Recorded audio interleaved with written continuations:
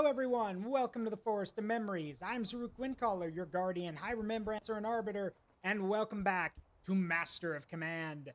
Good news, interesting news about this. I actually tried out some of the mods, and yes, this game does have mod support. There's actually 3 mods that I have. Now, you can only use one at a time, because otherwise the game starts acting up. But there's the American Revolution mod, which has a completely different map, allows you to play as the Americas and the British Empire. Basically, 60, tons of new units, tons of new regions, all that kind of stuff. The Napoleonic mod, which gives you access to Napoleonic tech and the nations of the time. Thanks, Ragami. I love it too. Sidedrag did a great job on this one. And then there's the Kingdom of Sweden mod, which gives you access to the Caroleans and all kinds of those guys. I have not tried this one yet, but I have tried the other 2. And here's the thing. This one, the Napoleonic Wars one, depending on who you're playing as, this could be a stomp or ball-bustingly difficult. These are free, by the way. These mods are free, and it's really cool. But y'all know why we're here. We're here for the Russian campaign. We need to finish this, or at least do better. Because the last time we were here, I won, but my army got mauled. So now I believe we're on... Are we still in part 1? I could have sworn we, Hang on. Oh, no, yeah, we won a battle and we got mauled. Yeah, we're missing an officer. Yeah, I remember. Our grenadiers got mauled. They're recovering, but we need to get some more dudes. I need to field a new army. Or a new brigade, I should say. We have, any of our guys have grenades? No? Okay, we'll need to fix that.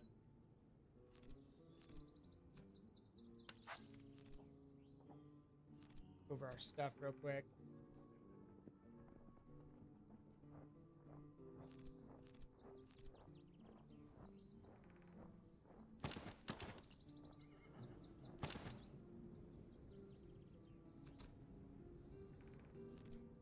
I want to make sure all of our grenadiers can move fast and that they also can, clash in melee and win.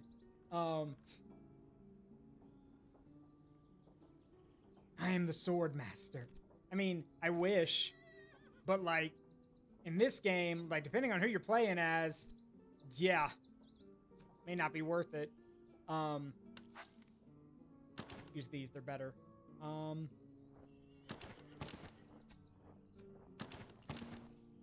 we want to...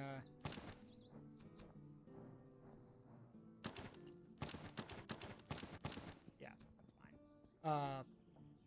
Want to make sure all of our skirmishers have protective gear. Like, have spikes, and or like, have defenses.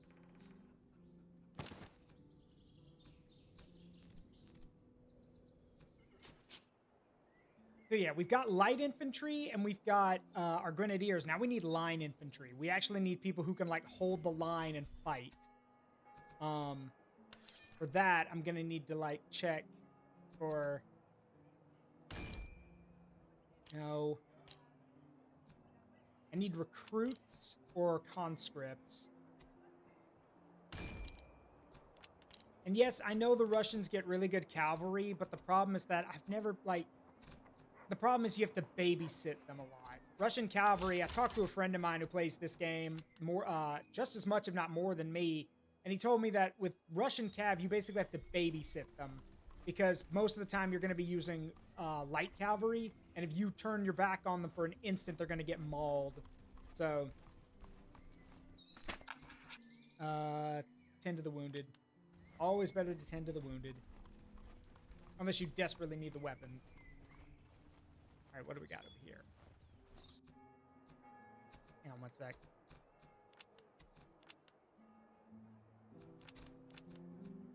Any recruits here? Ooh, Russian musketeers. That's not bad, actually. I'll take... they're expensive, though. Well, the good news is I can sell a lot of this stuff we found in that battle. I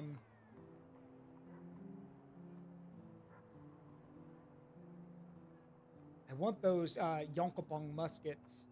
Their range is terrible, but who cares? They're really good at melee.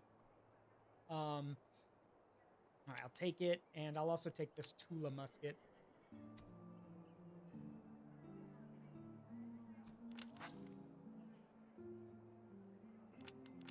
And these cheap ones right here. Now, we don't have any money. We don't have anything else we can give them, and I really need to recruit some more infantry. So...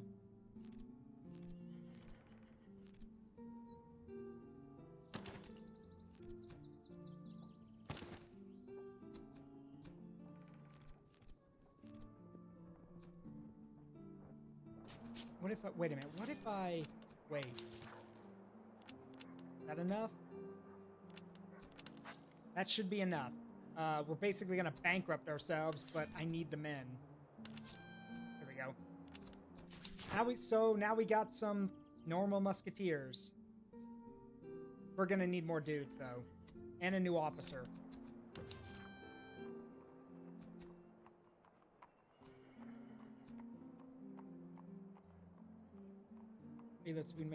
Yeah. This one would be good, but he's expensive, and we don't have the money for him yet.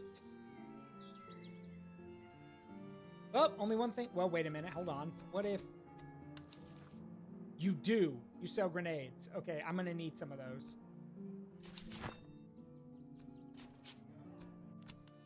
I don't have anything to sell right now. Hang on, I'll be back. Let me just go burn down this little village. Daruk managed to become a commander with no resources and time. Now do you love him, daddy? Yeah. Good reference. I like that. How you doing, bud?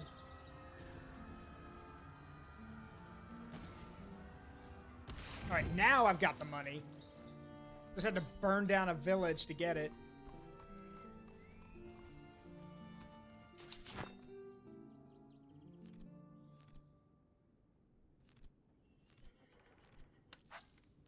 You burned down that village to get the money you needed? You say it like it's a bad thing.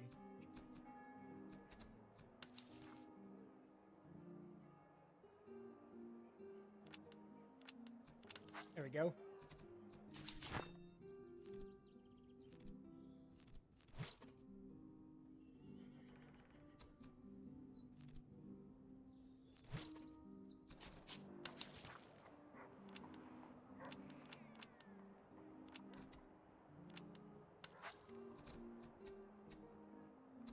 Let's see here. Now I should be able to... Yep. You guys can have those. You guys can have these. So the thing is, the grenades are actually really good if you use them properly. The problem is that you have to line up exactly like in the exact same way as your enemy and get really close to throw them. But if you get them off, they are devastating.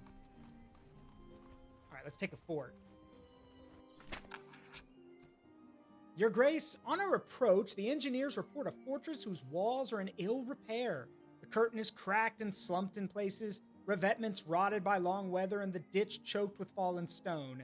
The enemy labors to shore the gaps, yet a practicable opening already shows, and our batteries need not be unlimbered to make it so. We may form the storming parties at once and force the breach before the defenders prop it, or hold a short while to bring up fascines and ladders and make the assault with a feint at the gate. Better idea, I've got grenades. Easy. Choose your doctrine. No, melee discipline for my grenadiers. See, that's the other cool thing about grenades. They let you, if you've got grenades, taking forts becomes pathetically easy. If you can get in. That's the thing, you gotta get in. If there's no easy way in, oh well. Tough. There is a reason why the guys going over the wall, like going up the walls to take forts or settlements, were called the Forlorn Hope. Because it was expected, nay, not expected, it was assumed and expected that they would die. But if they did it, they would get like a huge payout, like a 2-step promotion, and then they get to wear a medal or like this piece of this kit for their uniform that said basically was like, I survived laying siege to a settlement. All right, let's try this one. Yeah, to be the first and survive. Yep. Got some stuff there. Interesting that they just leave these. Ah, here comes winter. Winter is coming.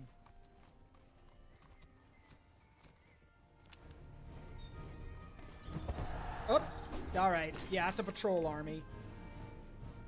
So, yeah, this is a pretty good one. They got Prussian. Yeah, they got Prussian. They got the Prussian infantry, but they didn't bring any cannons. Interesting. All right.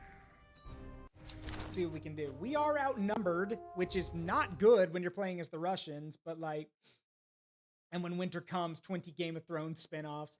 I wish, Sai. I wish. In this game, when winter comes, everything gets bad. Your men start starving, your weapons stop working, you move so much slower. Winter sucks. All right. So, as y'all know, the commander of the Grenadiers got killed in the last big battle, so the Grenadiers don't have a commander.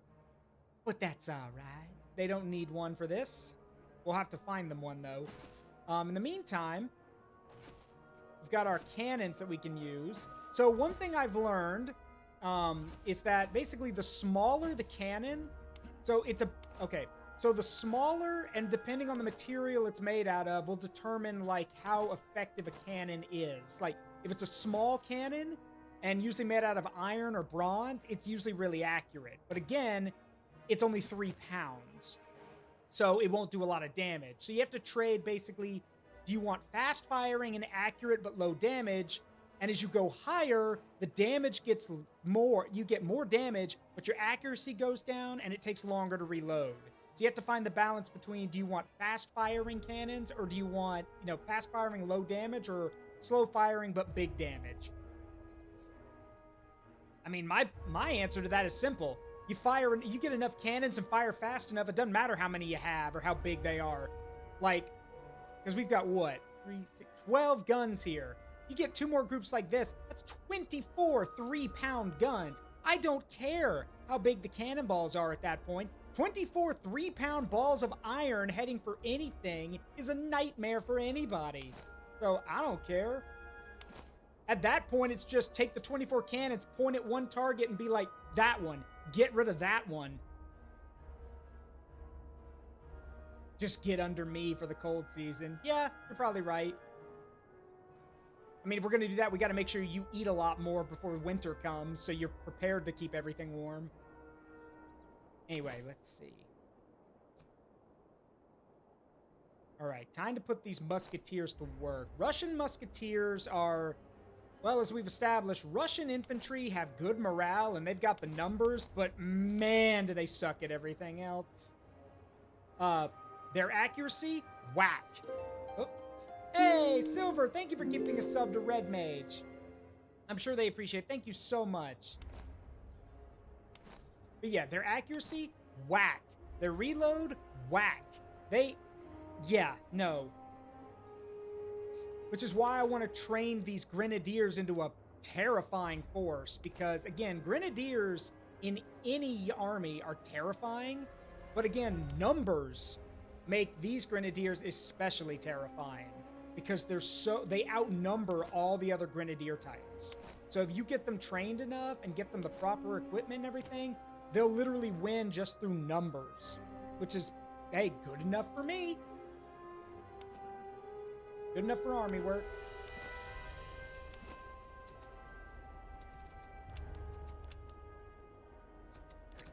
All right, let's go.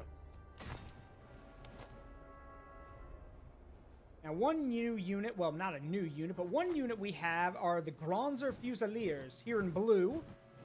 So the Gronzers are an elite light infantry unit. They're known for their very good accuracy. And that's not a joke. They have almost 102%, like 102 accuracy, which is way past maxed out. So, yeah, they're pretty good. Again, though, the problem with light infantry is that, well, they're light infantry. If they get charged or get jumped, they ain't winning that fight.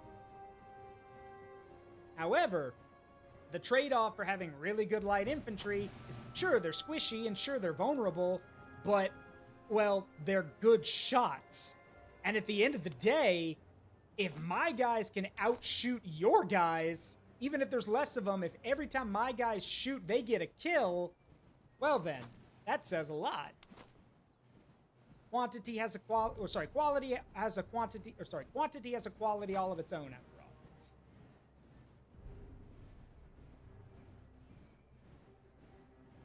Then we have the Pondor Skirmishers. They are a Cossack unit, or a type of Cossack. Y'all gotta understand, the Russian army at this point, so the Russian Empire did have an army, but a lot of the damage that was done to, like, Napoleon or any type of invader or people they fought against was done by the Cossacks.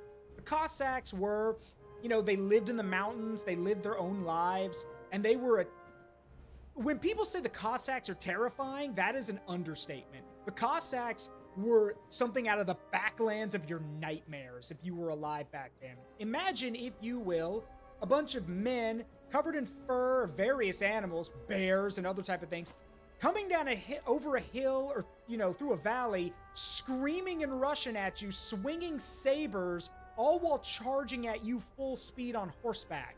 And by the time they ride through your lines, slice a bunch of dudes open, by the time you've gotten together in line formation to fight, they're gone. They're already gone. They've come in, attacked, wheeled back around, attacked again, and then they're gone. And there's nothing you can do about it.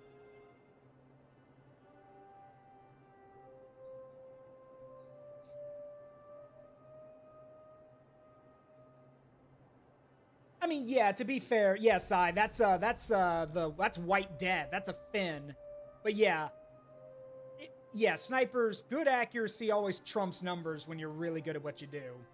But yeah, the Cossacks, the Doomslayer of their time, that's not that much of an exaggeration. They were terrifying.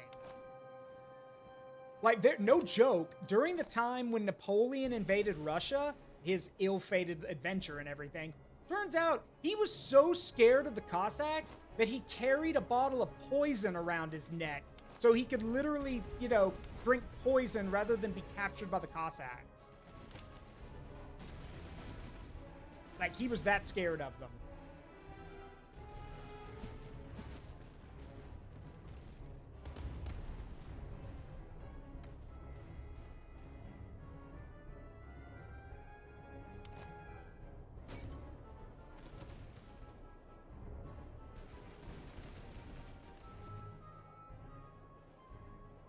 All right, let's see. Thankfully, my skirmishers can reload fast, which is great. But again, accuracy is a thing all of its own.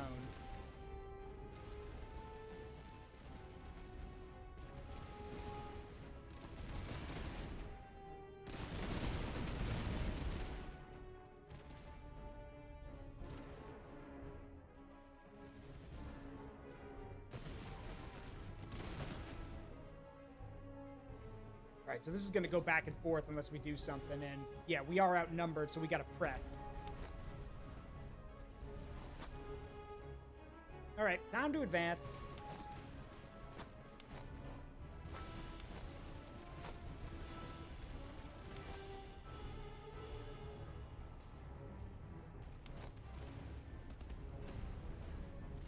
Let me show y'all what grenades can do. Watch these guys. Yeet! And kaboom. Get him, boys.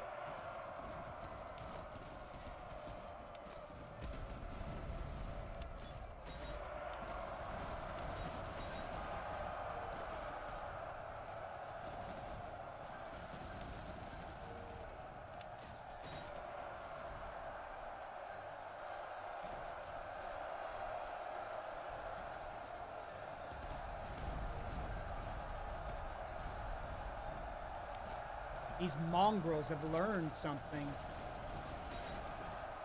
To quote Napoleon.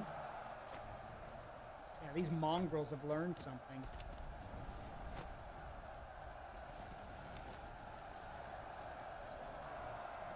See, the AI has learned that I rely on my grenadiers a lot. So what they're doing is like their guys hold us up in combat, and then they hold us up in combat, and then their cavalry comes in to start picking us apart. Whoop, get those Fusiliers out of here.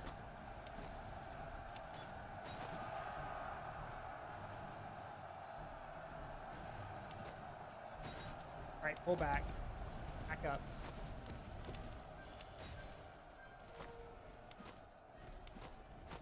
Yeah, we need to back off.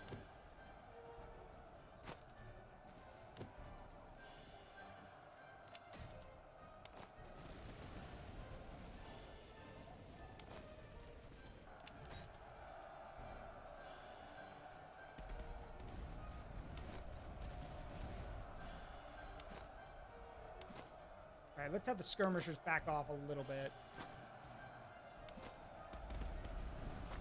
Guys, let's not shoot our own men. Just a suggestion. Let's shoot those guys. Way better. Way better target. Okay, so we broke the line, but now we got to pull back. And the problem is that while we're pulling back, their guys are going to get to reform. Normally, you want to press the advantage, but we can't. Because... Uh-oh. Ah, crap. Hang on. I have to deal with that. Yeah, we want to press the advantage because they're coming back and they've got us outnumbered. So that's a scary thing about the Prussian infantry. The Prussian infantry are tough bastards. They're good. As they should be. Like, the Prussians were the best heavy infantry at the time. They should be terrifying.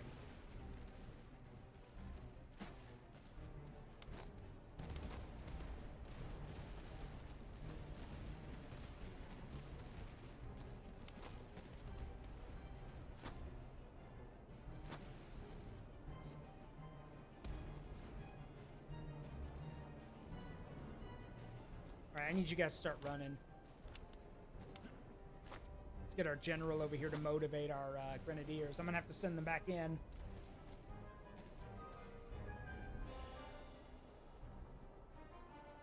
So yeah, there's an entire force of veteran Prussian musketeers coming.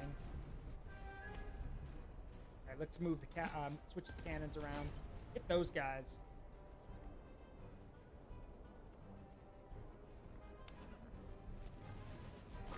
Now, if they were smart, they would have sent the dragoons after this unit right here that's slowly making its way back. They're tired, they're running, and they have their backs turned. So if the cavalry had run us down, this unit would have been shattered. But they didn't do that for some reason. So, nah.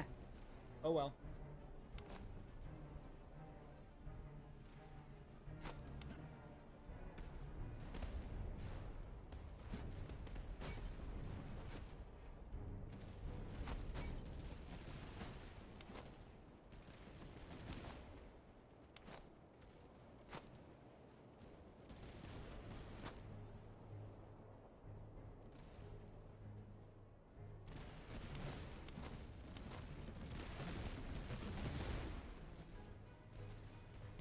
All right, gentlemen, another volley of grenades, if you please.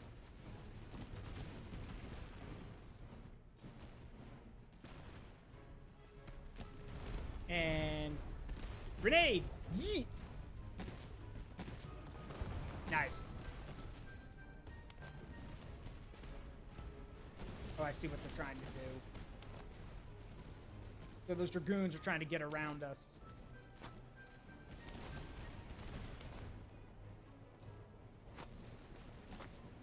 Alright, time to break the line. Again.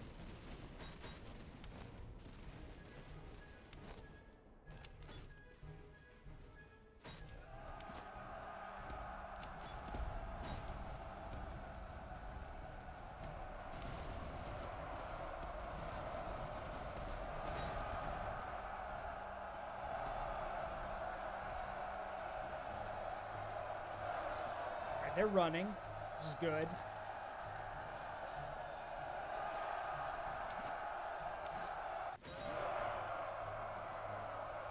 Now, as hurt as they are, yeah, those guys are going to run. Their morale is too low. Oh, you guys shouldn't be looking that way. You should be looking at me. Yeah, getting hit in the side will do that. And there they go. The battle's not over, because they still have some of their men left. Like over here.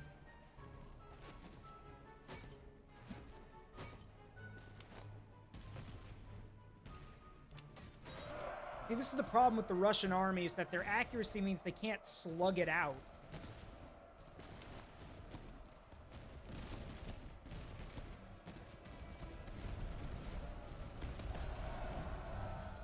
There we go.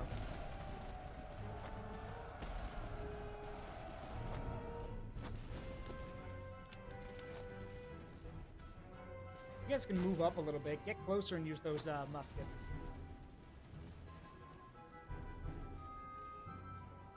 Yeah, even though like we've only lost one unit, our morale is going down because our guys are getting their teeth kicked in. Even if you're not losing, like it doesn't matter. Morale still plays a part, and even if none of your units are broken, if a lot of your units have lost half their men, I mean, there's a reason Pyrrhus of Epirus has a fancy, a fancy victory. Well, has a devastating victory named after him. We call them Pyrrhic victories because, yeah, Pyrrhus won 2 victories, but even after both of them, he lost most of his army. And he was quoted as saying, if we win one more battle, we'll lose everything.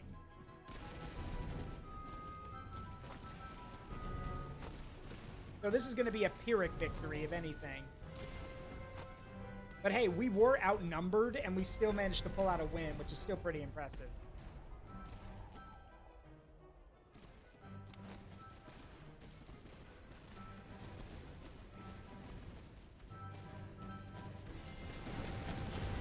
Y'all can see, look at their numbers drop really fast.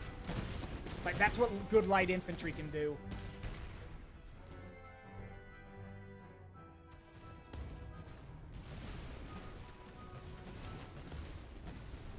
Alright, Bronzers, let's flip around a bit.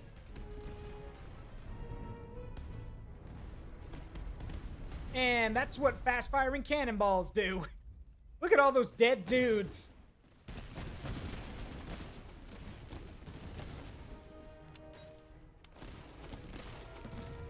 Another cool detail, light infantry don't need to line up to shoot. Once they're ready, they'll just start shooting. They literally are just fire at will.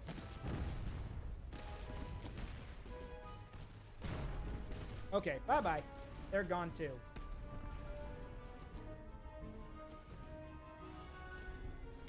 Alright, it looks like our Cossack skirmishers are out of ammo. They're out. Alright, pull back.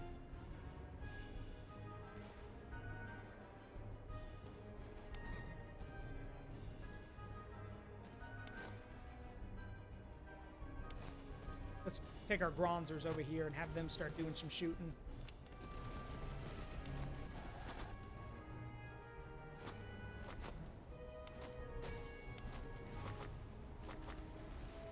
Are you these guys seriously chasing? Yeah, they are. Okay.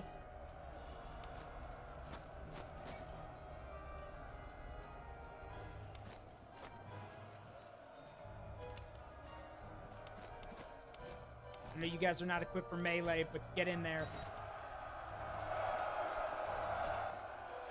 That's how exhausted these grenadiers are. Like, normally they would be blitzing light infantry, but they're so tired. All right, that's it. Enough is enough. Riflemen!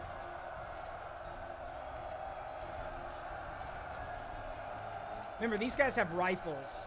So, have Jaeger rifles. So, hey, James Brake, how you doing? Get him, boys.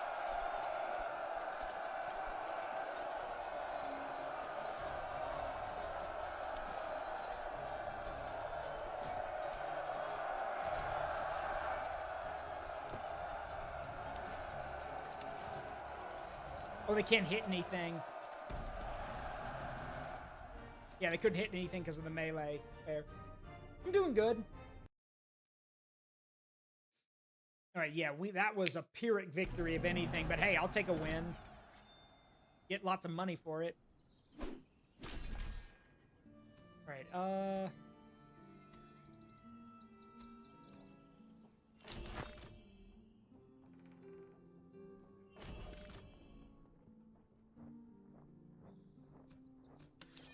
ouch. We need more men. We burned through all of our guys by doing that.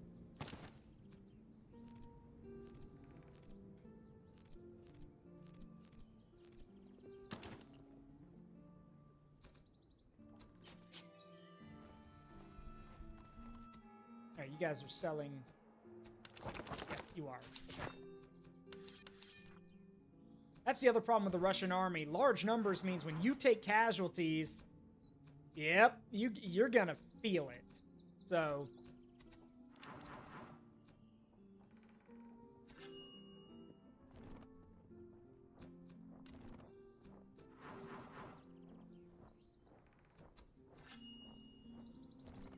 we need to find a new commander. Need someone good in melee. Do you have anything for that? Morale damage dealt. Accuracy and range doesn't really help much. Inspiring.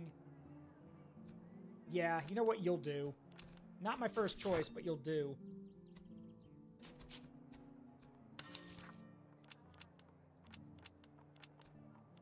All right, cool.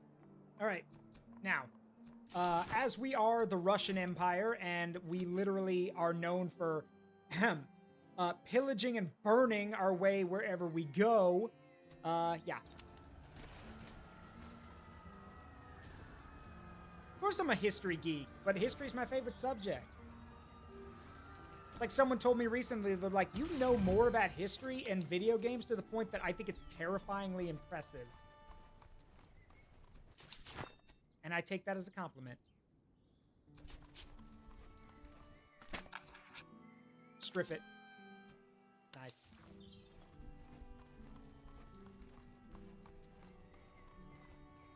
There's Marienburg, not the Warhammer Fantasy Settlement.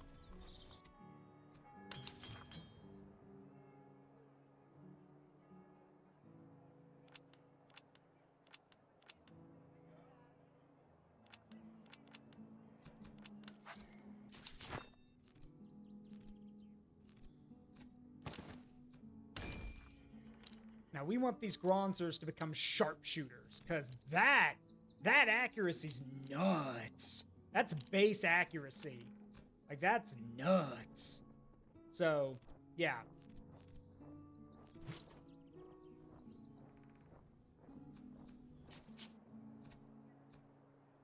You have any... Are you selling any dudes here? Okay, you are. Good. Ooh, good. Perfect. All right, some more musketeers.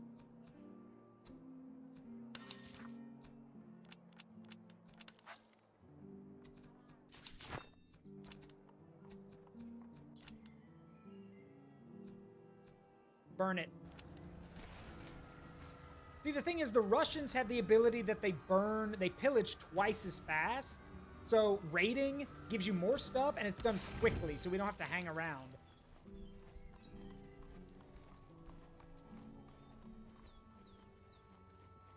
Am I a good general? Yes.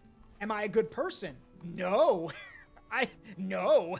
I have burned enough settlements at this point that I'm probably an enemy of the state.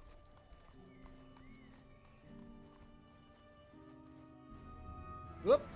And winter is here. Yes, it seems Mother Nature has declared me an enemy of all life and has decided to freeze me to death as punishment. The cold season is set in, and it will not lift until we've taken the region. Snow and frost now blanket the land, our provision consumption has increased, and visibility and movement speed have decreased. The winter quarter's malice is now in effect and will remain for the duration of the season.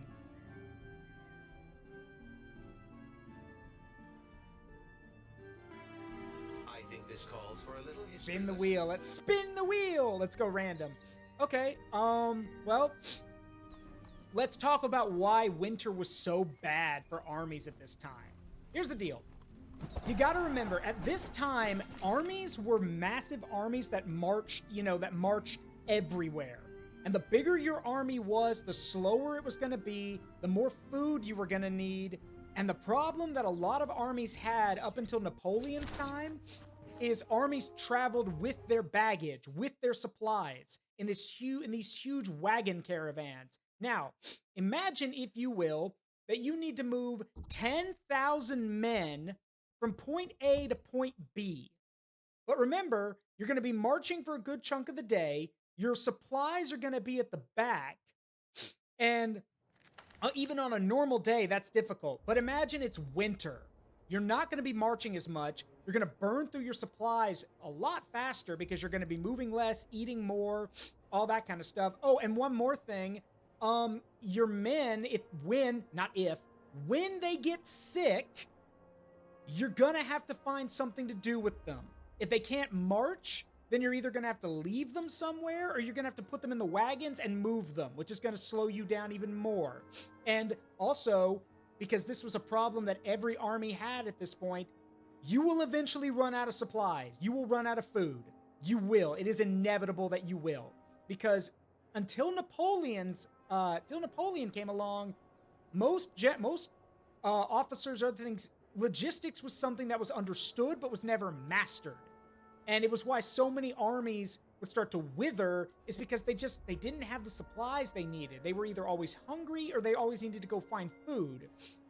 And the problem is that, as you can imagine, I'm sure all of y'all can imagine, if your guys are starving, it's really not hard for them to convince themselves that, yeah, we've got guns, so let's just go take what we want. Which is not good when you're trying to either, make nice with the locals or, fight a war. Because suddenly the people you're in their territory, and suddenly they're going to want you dead 3 times over because you've been stealing from them. And yes, winter cuts off logistics because, yeah, you won't get any new crops, meaning or new food. So you're going to have to go to places and either buy it, which most people aren't going to be selling it anyway because they need it. So, yeah, you're probably going to have to take it, which is a big no-no. That's why most campaigning was done in the spring and the summer, because there was food more readily available at that time. So, how did Napoleon fix it? Simple. Napoleon was, the smartass who was like, hey, idiots, just live off the land, fetch your own food, tend to yourselves. So they did. This meant that the corps, each corps, like 1st, 2nd, 3rd, 4th, and 5th Corps, were responsible for themselves. No more long baggage trains. They could move quickly, go from place to place, and they either bought what they needed or their guys went out and gathered what they needed. So they took care of themselves. Yeah, basically wild crops, animals, whatever they could find. Now, there is a problem with this. That works, because that works unless your enemy decides to burn everything, which is exactly what the Russians did when Napoleon started marching into Russia during his invasion in 1812. The Russians scorched everything. As Napoleon marched further into Russia, his men found that all the farmland had been burned, settlements were destroyed, wells and water sources were poisoned, and yeah, his guys couldn't live off the land because it's scorched earth. Now, the smart thing to do, which is some generals did suggest this, was as soon as they saw that, they should have been like, oh, okay, we're leaving. And they should have left Russia and went back into their own territory, because that means when the Russians inevitably are like, wait, he's not chasing us? So we burned all this stuff for nothing? Yeah, they would have, which would have been devastating to the Russian army. But he didn't do that. Look, everyone likes to say that, oh, General Winter defeated Napoleon's army. Napoleon lost most of his army in the summer. His men were not equipped for the summer in Russia. The heat was killing guys. They were getting sick, and they were deserting en masse. It wasn't the winter was the final nail in the coffin, but Napoleon's army was basically dying by the time winter came around. The summer and the fall had basically sapped all of their strength. The summer heat had, had killed them. The scorched earth was driving, was weakening them. And then in the fall, when the, when the weather started started to get bad, it was bad, as you can imagine. Russia's like, F you, die. Yep, basically. You know what? Hang on. Let me show you guys something. Let me show you guys something. There's a graph. Got it. Okay, let me show you guys something. This is... Let me make sure this is the right thing.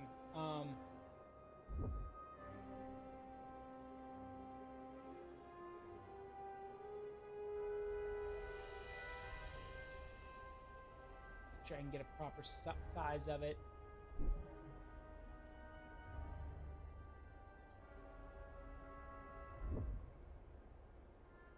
All right, yeah, this will work. I know some of y'all are visual learners, so here's a little visualization for you. Check this out. Here's a little visual learning. Ladies and gentlemen, this graph is a twofold graph. The yellow line, the wider the line is, the more men are in the army. That yellow line represents Napoleon's army coming into Russia. The black line, starting in Moscow on the far right, is how many men he had left when he left Russia. So as you can see, he had a ton of men entering, and the further he went in, he lost more and more men. Then came the winter in Russia, and then the retreat. And he had basically nothing left when he got out. I think he had like 10 to 20,000 men. Mind you, he marched into Russia with over 100,000, and he left with 10 to 20,000 men. It was bad. Yeah, of course it was humiliating. So yeah, and you could see though, notice that the losses in the winter are bad, but notice most of the losses happened at this point. Like, this was during the summer. Most of his losses were like right in here. Like right around this point. Just from the summer, the heat, and the marching. Because again, the bigger your army is, the longer it's going to take to get organized, the longer it's going to take to get everything put together. And just remember, there was no anything. The Russians scorched everything. So, yeah. If anything, you would be like, in my honest opinion, you would want to be some of the garrison troops. As Napoleon marched into Russia, a lot of settlements were taken and used as garrison points. Yeah, I would have wanted to be a garrison troop, because then I wouldn't have to march all the way to Moscow and freeze my ass off and probably die coming back. Which, by the way, you want to take a guess where the Cossacks started happening? Right around here. Like, right around here is when the Cossacks started to do their thing. So, yeah, there's a little visual learning for y'all. So no, the Russian winter just put the nail in Napoleon's coffin. It was the Russian summer that killed his army. But then again, numbers don't win battles, or wars for that matter. You can have all the numbers in the world, but like, it don't matter. If your men are dying because they can't get enough water and because they're dropping dead from exhaustion, it doesn't matter how many men you bring with you. I appreciate the graph, but you had no pointer. Look, if I had one, I'd use it. Anyway, let's see.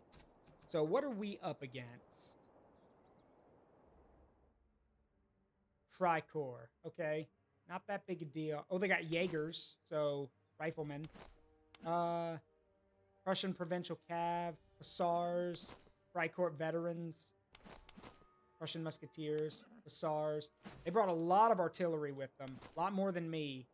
But it looks like most of their infantry are pretty basic. Musketeers, a few veteran musketeers, but it's mostly light infantry. Freikorps.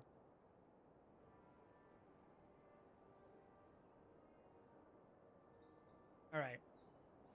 I need to get our guns up on the hill right here. And this is an aggressive army. Yeah, so they're gonna be offensive. So I think we're gonna let them come to us so we can play off what they're doing. So I need to get my light infantry into good positions. especially like right up here on the on the hill. Hills give accuracy bonuses, so if you're up on a hill with light infantry, yeah, they're gonna have fun doing that. And then I'll deploy my musketeers behind them. And then we'll deploy the grenadiers behind them. So by the time the enemy gets through all three, by the time they get through the first two lines and get to the grenadiers, they're going to be exhausted, and the grenadiers are going to be ready to go. And then, of course, the cannons are set up behind that.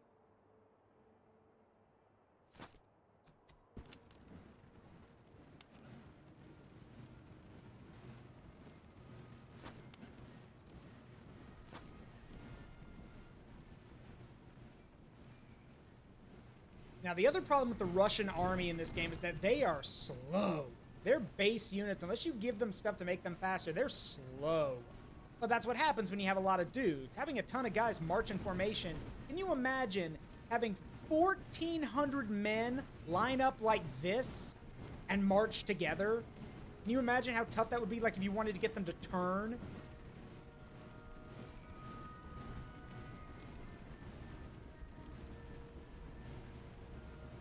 Now, there are no rivers to separate us, which kind of sucks. Also weird, they're supposed to be aggressive, so I wonder why they're not doing anything. They might be waiting to see what we do.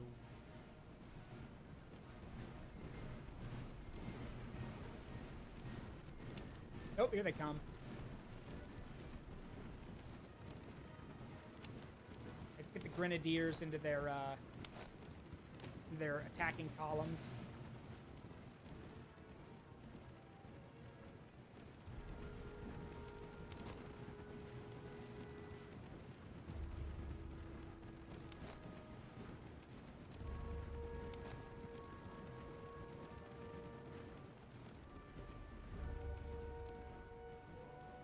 I mean, you could see how slow these Russian musketeers are. Like, look, the grenadiers got here first. Hell, the cannons got here first.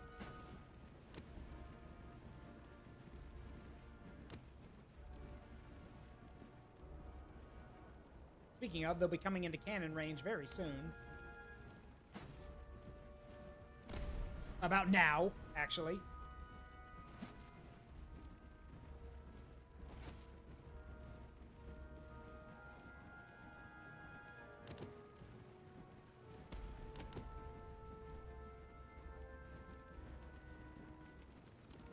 I have no idea what the cannons are shooting at, honestly. And we're not going to waste cannonballs on the light infantry. That's pointless.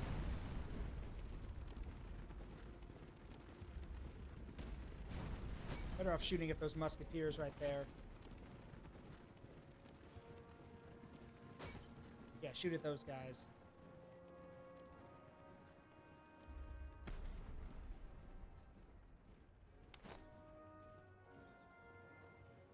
Also going to tell the light infantry not to shoot yet. We want to wait till they get really close. Right about now. Fire. Woo! Yeah, that'll do it. Nice shooting, boys.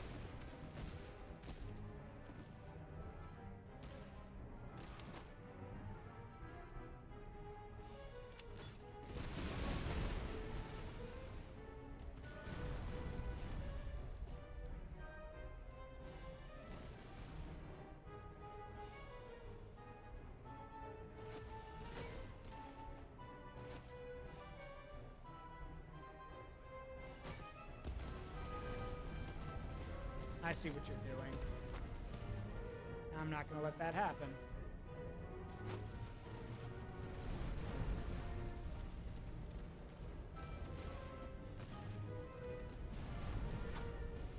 The one thing that light infantry are not good at is getting charged.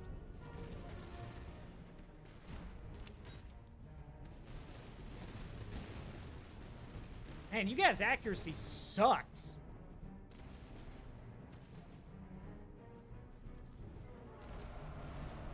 Wait, I hear charging. Ah, I see. Fix that.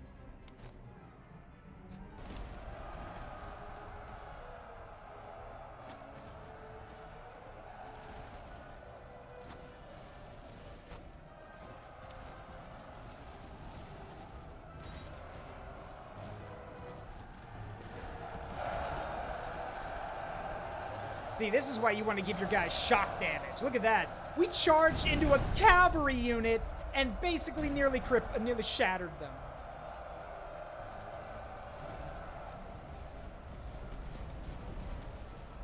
Oh, for Pete's sake. Hang on. Get in there.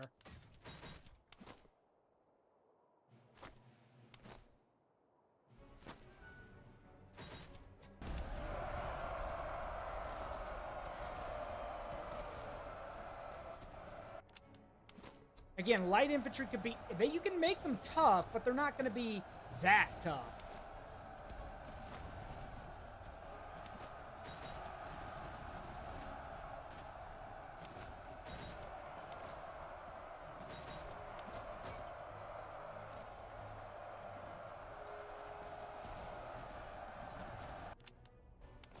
Speaking of tough...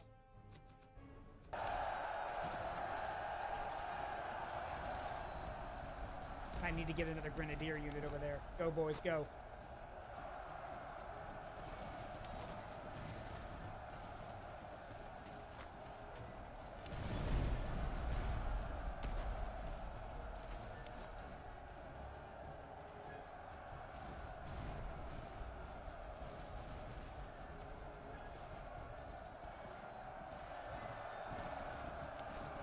Feel free to fire at any time, guys. Oh, wait, they can't because of the melee, right. Yeah, but the cannonballs have no problem. Yeah, our own guys are like, no, we can't shoot into that. We might hit our own guys. Meanwhile, the artillery crews play like Skaven. Yes, yes, and just shoot cannonballs into our own dudes. Who cares? Because apparently the cannoneers don't. All right, fresh grenadier squad heading in.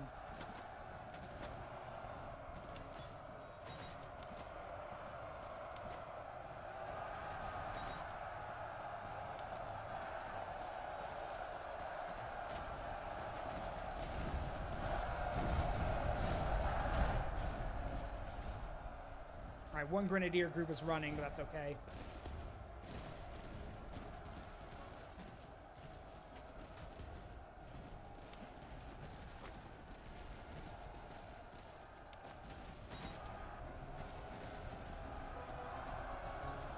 Oh, for Pete's sake, will you hussar bastards just stay dead? I know this is rich coming from me, but your powers are bullshit.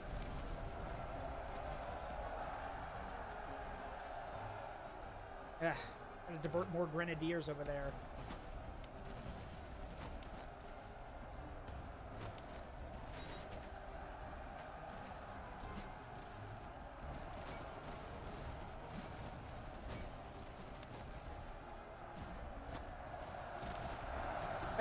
Look at all these units that are trying to kill this one grenadier unit. This is how terrifying good grenadiers are.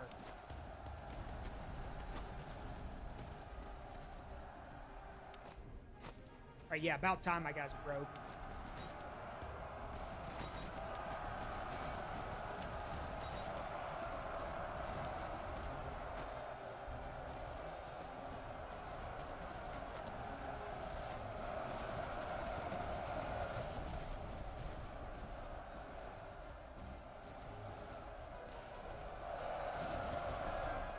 I mean, this is what I want. I mean, it's not exactly how I wanted it to play out, but it's working. The idea was that if they just keep throwing themselves at us, they're going to weaken themselves, and we can just keep driving them off.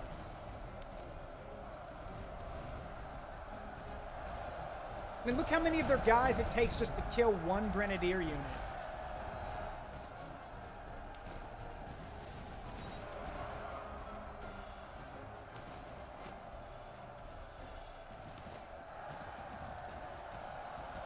And as you can imagine, the cannons, watching as their guys get cut down one after the other, have finally decided, yeah, no, we're going to get while the getting is good.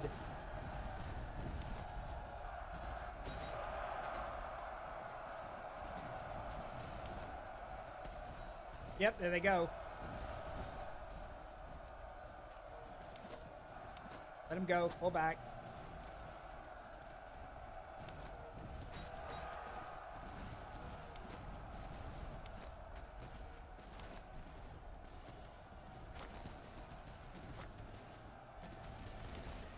just pull back.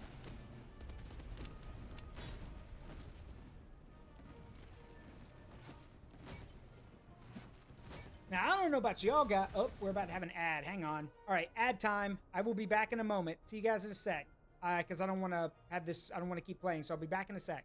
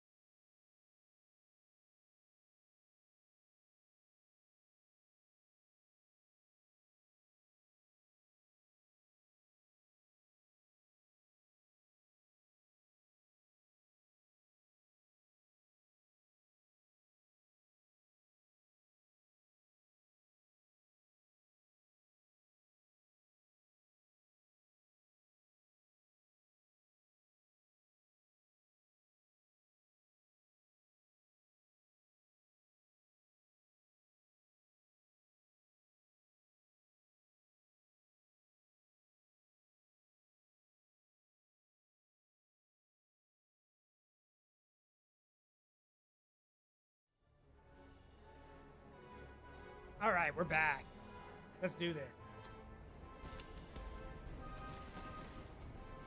Ladies and gentlemen, the Prussians, who do not know how to stay the hell down, are still coming back.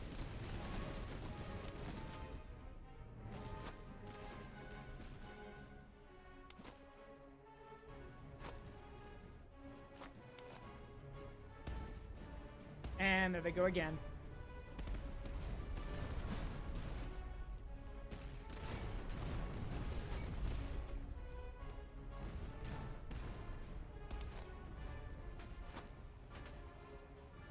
Oh, they're using canister. That's what that sharp clacking sound is. That's canister shot being fired.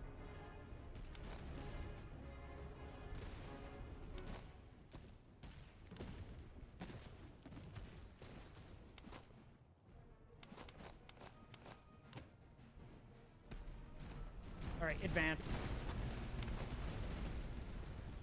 And, well, 2 of them are already running because of the cannon fire.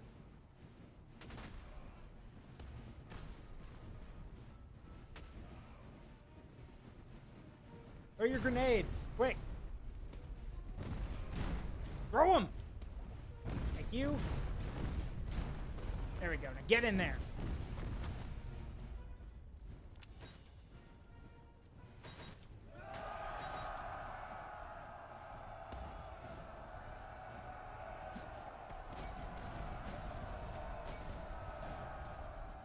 Now, the thing about artillery is that... Ah, shit, so close. Yeah, they broke. Yeah, canister shot up close is basically like, well, a shotgun blast. So... Oh, we gotta do something. Alright, you guys are up. You musketeers are up. And by the way, yes, this was something people did back then, is that they would actually march toward cannonballs and get shot at like this. They would do that.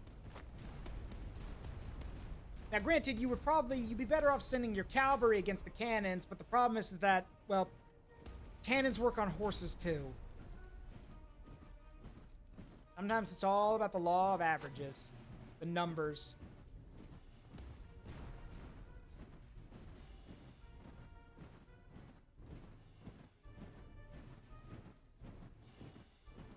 I don't know where these guys are going.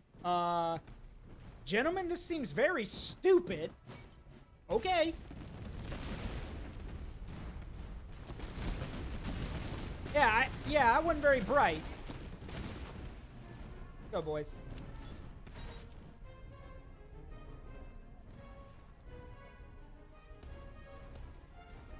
Remember, one of the greatest things you could do was take an enemy banner or take their cannons. Because again, that means you could reuse the cannons.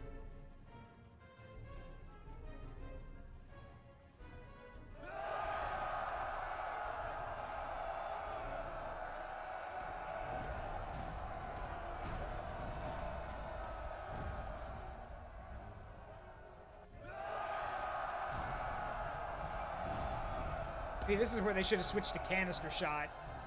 Oh well. There we go. Now, if it were me, I'd be taking those cannons for myself, but we can't do that in this game. We'll just assume they spiked all their guns. And for those who don't know what that means, so if you wanted to fire a cannon, remember there was a pinhole in the top of a cannon where you would light the fuse, and it would go down and then fire the cannonball. Spiking your guns means you would usually take something like a piece of soft metal, like bronze or something similar, and you'd put it in the hole and then hammer it down, like you'd spike it in there. And they wouldn't be able to pull it out, which meant the cannon was useless and worthless, because now they couldn't get the thing out and use it against you. Oh, those losses make me weep. Oh. Crops grow good on the blood of Mother Russia's sons.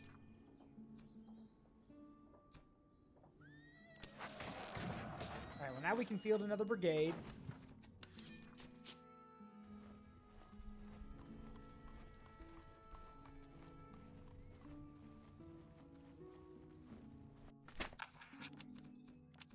And we're in. Nice. Ooh.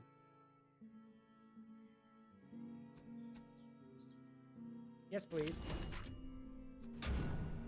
Steady ranks. Morale damage received down by 10%. Very nice. Mein Lieben! I know that's German, not Russian, but still. Mein Lieben!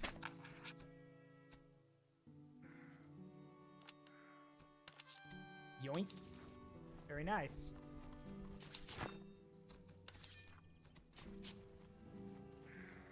Alright, so...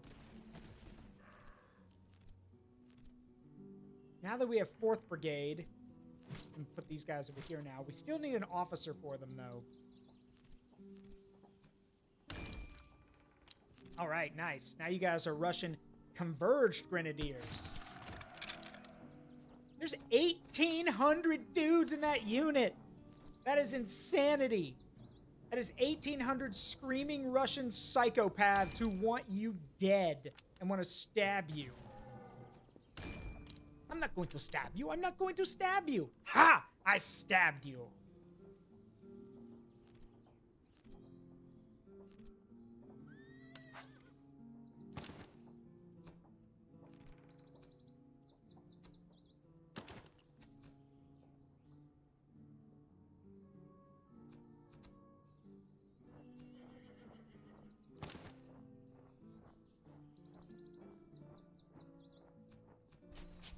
We'll stop in here. All right, let's sell what we got. This is a good town. Supply surplus, and they've got cavalry here. Sell that, and that, and that, and that, and that. Now, I'm sure someone is thinking, like, Zaruk, where are your horses? What horses? Like, I'm not bothering.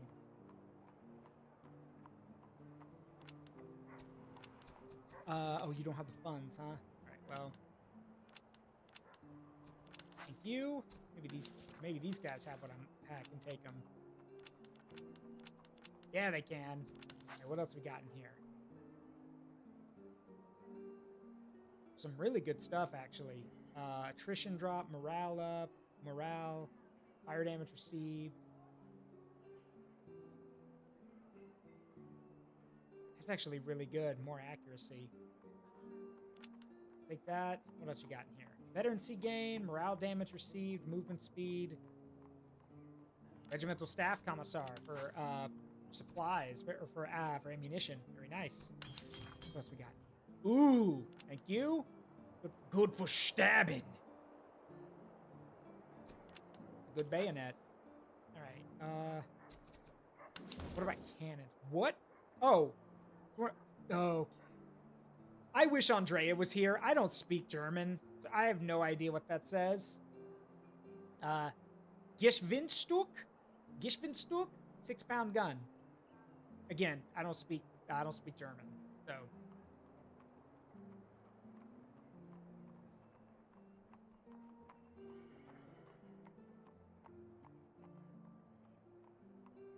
We could switch over to 12-pounders. It's just the accuracy would, the accuracy and the slow,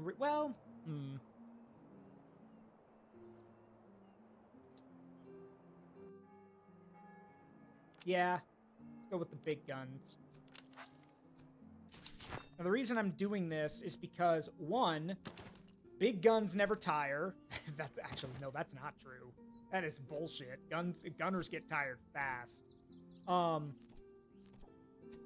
But the main reason I'm doing it is because those are, yeah, it's going to take them a little bit of time to reload, but the trade-off there is that, well, sure, it'll take time, but those guns do a lot of damage, and because they're 12-pound cannonballs, and most importantly, and here's the key thing, well, the guys I'm using are already really accurate, like 95 and then 98. That's good for a cannon. That's stupidly good for a cannon crew.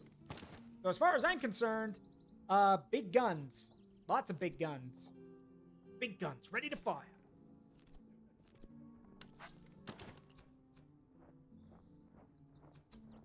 Okay, we still need to get an officer.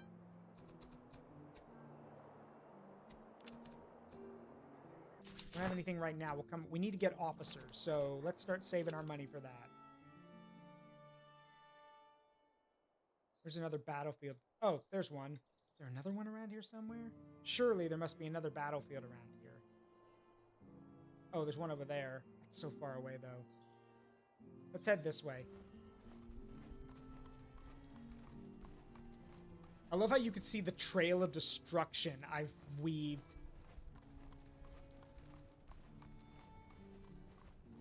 Can you tell where I've been?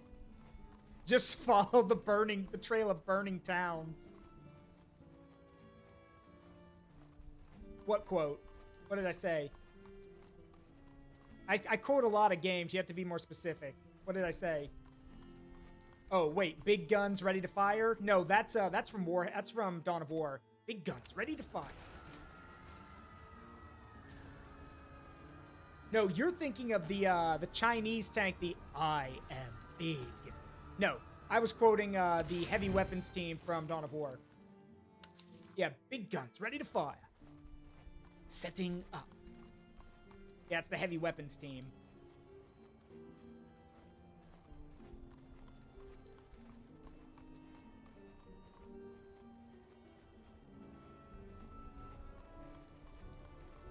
All right, we are running out of time. The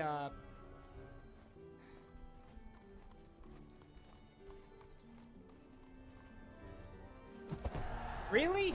Really? Okay, sure. No cavalry. All right, let's go.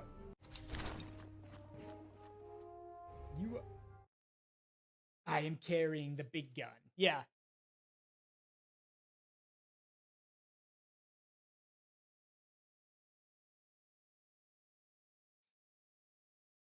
Yeah, do the quote. Do you know how little that narrows it down?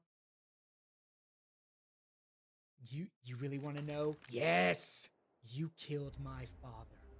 Do you have the slightest idea how little that narrows it down?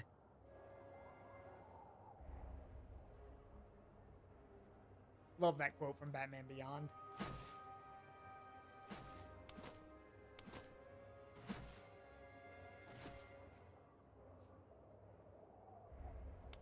Gonna keep the supply train over here. On the general, and then we're gonna deploy the light infantry in basically over here. Go pretty tough for some punk who thinks he's Batman. I am Batman.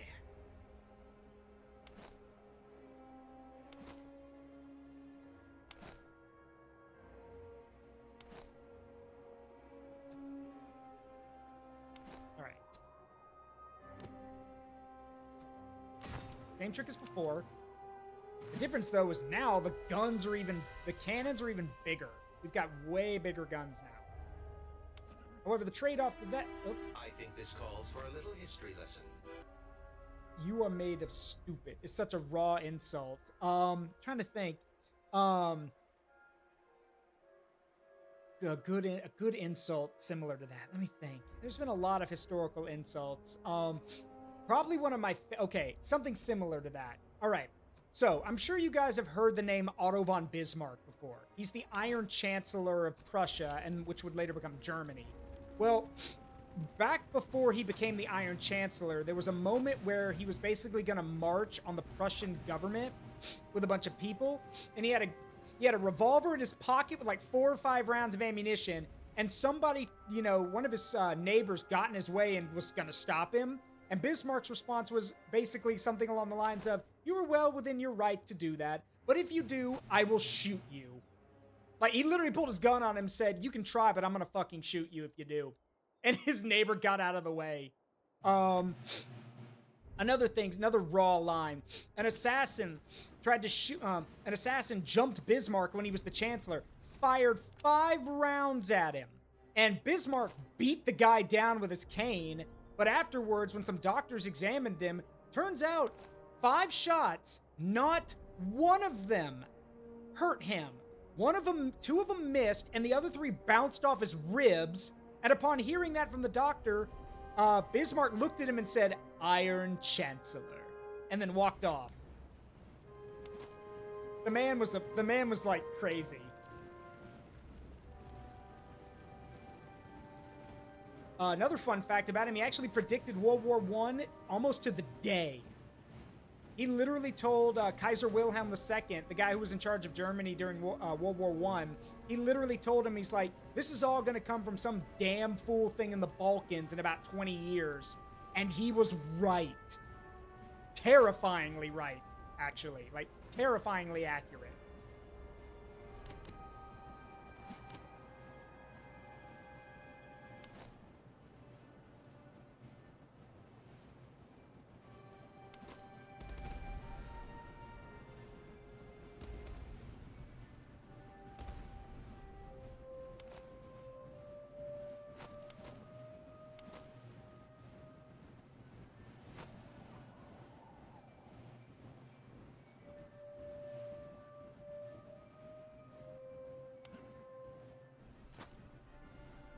Now we wait. Oh yeah, Mr.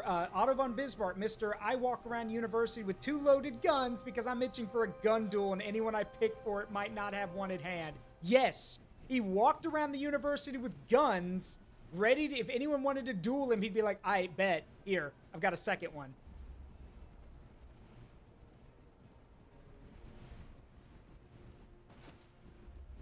And also, after the Franco-Prussian War, where the Prussians beat the stew out of the French, and were basically holding Paris hostage, the French government basically told them, please, you know, we can't give in to all of these demands. There might be a communist uprising, in Paris. And Bismarck's response was, and I quote, then I suggest you have your revolt now while you still have an army to deal with it. Just straight up told him, well, you better have that rebellion now so you can deal with it. And the more they pleaded with him, he was just like, Alsace and Lorraine, please. Which were the two provinces of France that Prussia took after the war. But yeah, I do love his quote of, then I suggest you have your rebellion now while you still have an army to deal with it.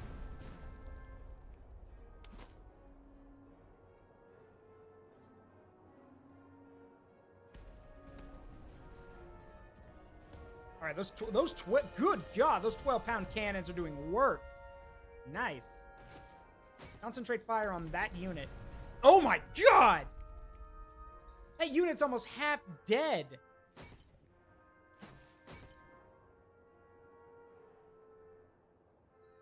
Dimitri, you see that army? You see that unit in the distance? Yes, General. Yes, General Zaru. I don't want to. Yes, General.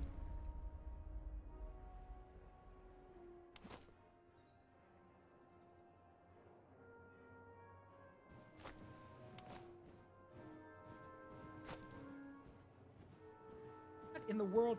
What are you idiots doing with that? Why are you moving the cannons that close? I mean, if you want to surrender them to me, that's fine, but, like, yeah, I mean, there's other ways to do that.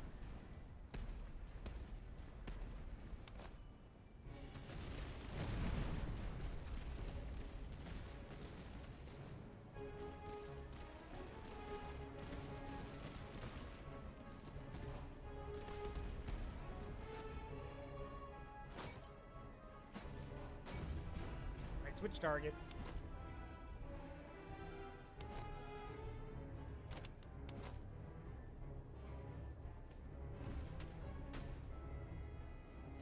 Move the skirmishers back up onto the hill. Now wait. Wait for those guys to get close. Alright, now shoot. Ooh!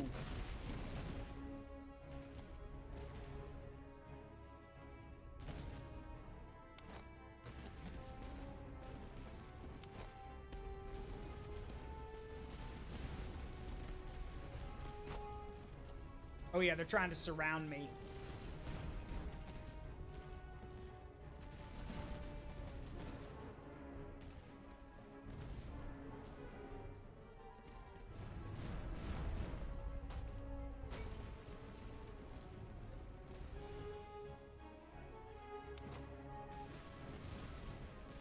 Fusiliers?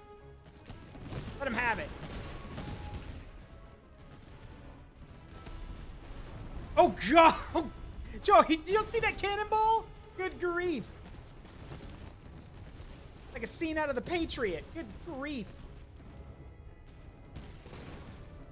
Alright, I want to keep watching, but I can't. I gotta focus on the battle.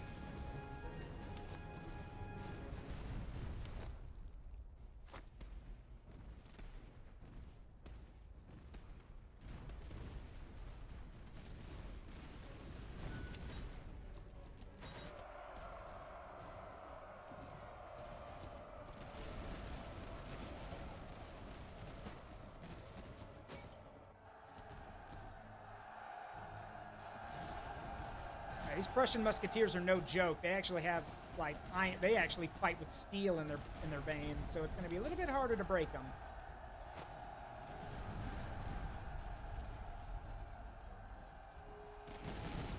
All right, there goes that unit.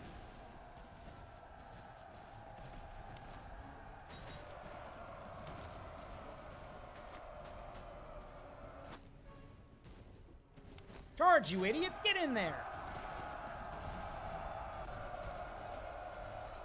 Of course, the Frycorps are not built for this.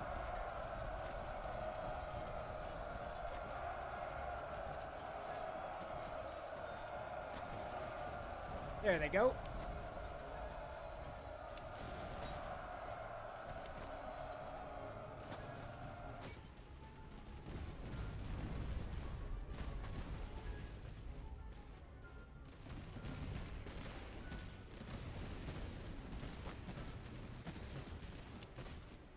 All right.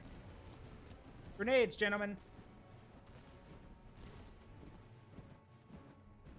Ready. Charge!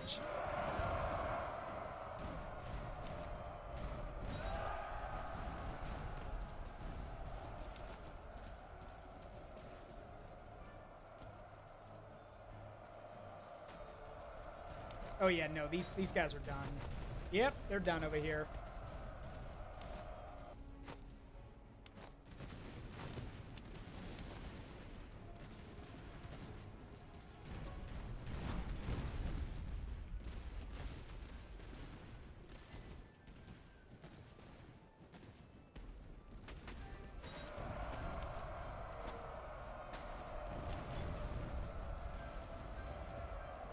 Yeah, no, these grenadiers are just mopping the floor with these guys.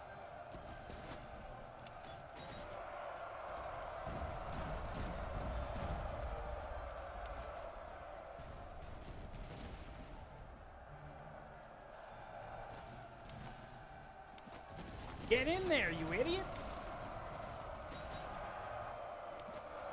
I know you're tired, but you gotta get in there.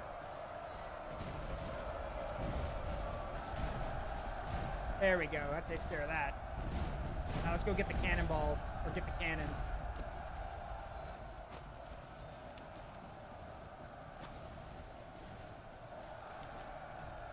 See, this is what happens when you use grenadiers really well. You can, like, because they're shock infantry, if they hit hard, and they will, if you use them correctly, they'll just smash lines wide open. Like, you won't have to do a thing. They'll handle it.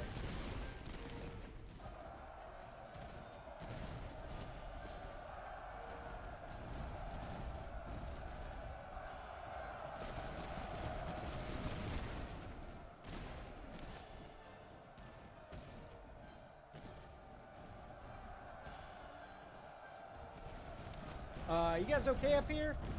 Good. Get the guns.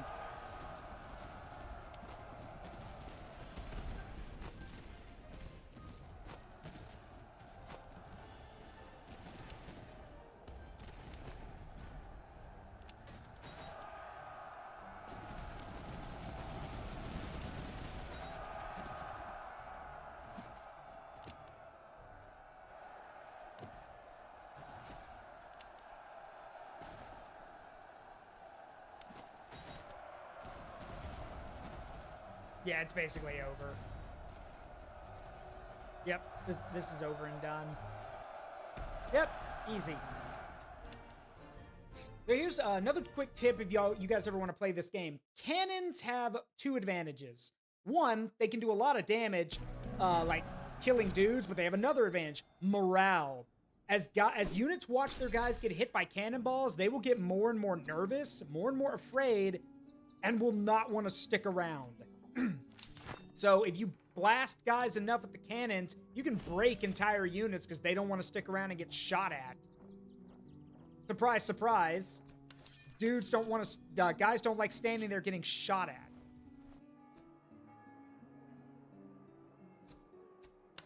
All right, they're going to charge more for stuff, but it doesn't really bother me.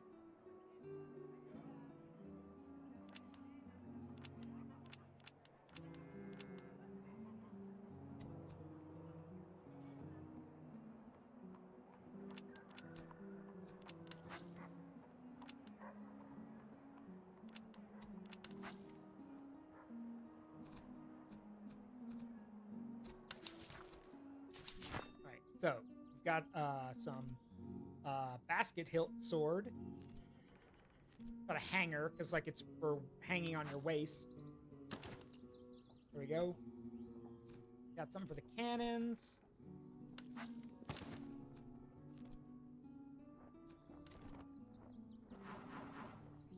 Combat bonus from elevation. That's good, actually. And then, where's our...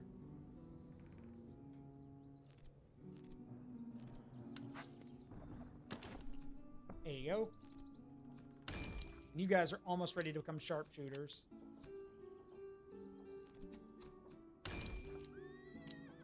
All right, we got Russian converged musketeers, which are our best line infantry, which is good.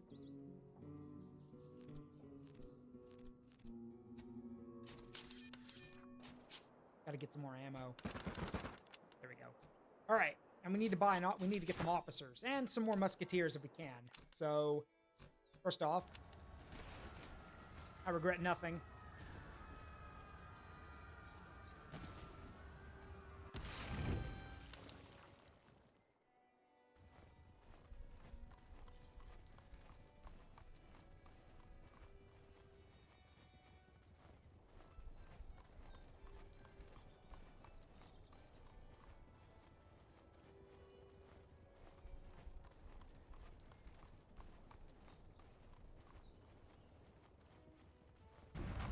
Yep, here they come. Enemy headquarters is chasing us.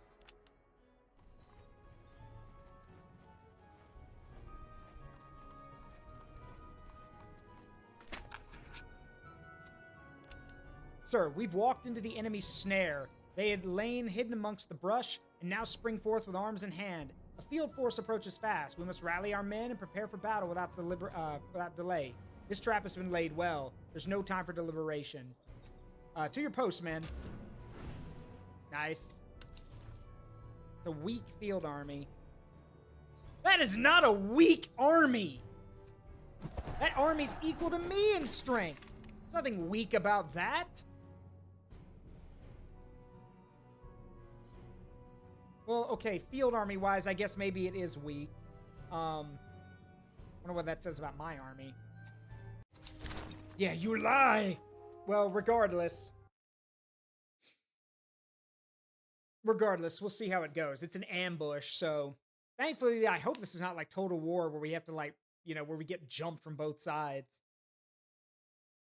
I mean, you don't really ambush with a big force. Ambushes are supposed to be made with small forces. Hit and run.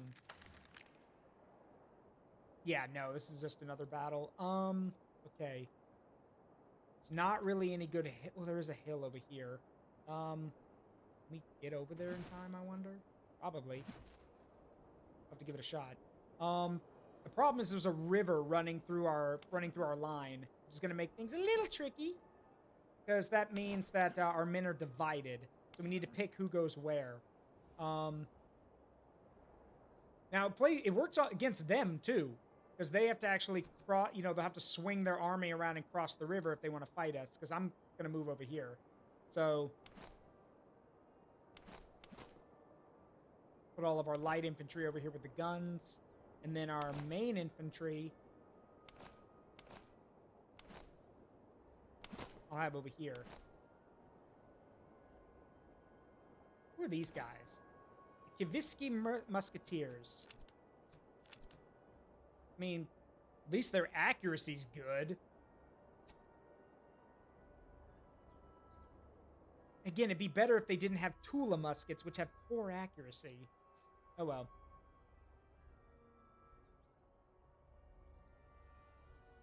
Yeah, it's a weak army. Sir, it's the same strength as us. I know. Alright, let's see here. Now, do I expect the light infantry to be able to protect the cannons all by themselves? Of course not. But these are veteran and elite light infantry. They've got good guns, good training, and good items. They can hold for a good while as long as the cannons are working. Meanwhile, it's the main infantry that are going to be doing a lot of the fighting.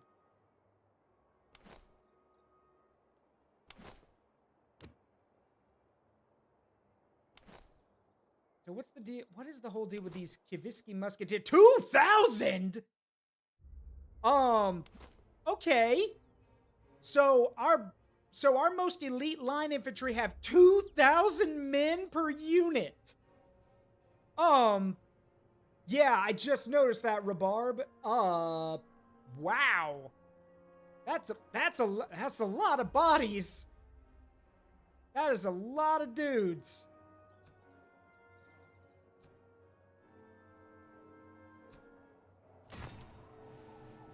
All right, hang on. We got to get our rock. a rock. Yeah, it is like a giant rock that we're gonna use to batter people to death with. All right, let's get the gun over there. Get the guns over there. Get the supply train over there too, and the general. And then the light infantry. Clear path for the light infantry.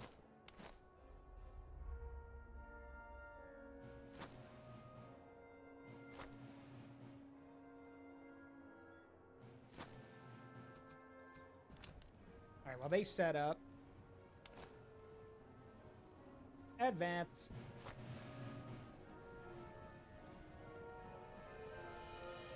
We were doing Stalingrad before it was cool.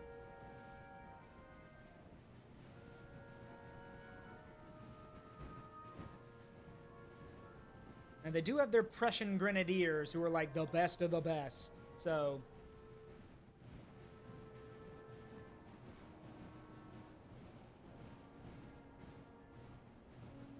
No. Don't get too close to him. Just stand right there. Let him come to us.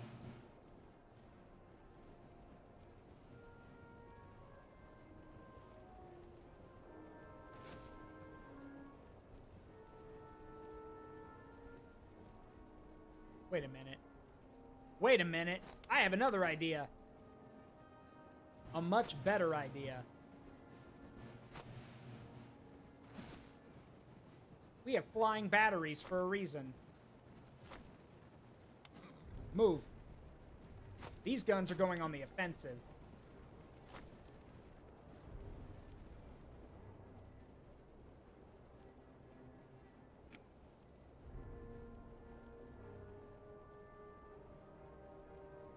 Wait. Wait. Let him get close. Let him get really close. Like, uncomfortably close.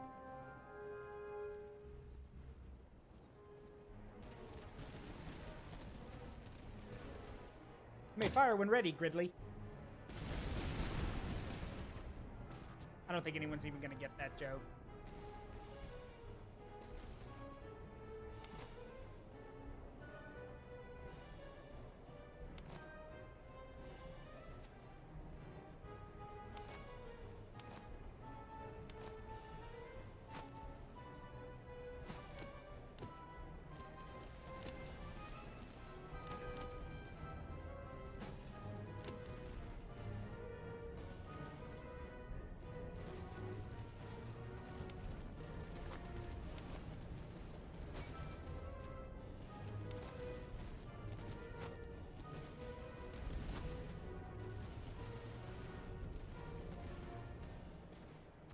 No idea what they're doing over here with their lines, but all right, sure.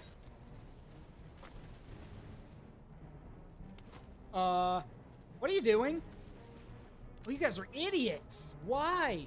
What? Okay, why would you charge? Okay, you know what? Fine. You want to play stupid? Let's play stupid. Get them, boys.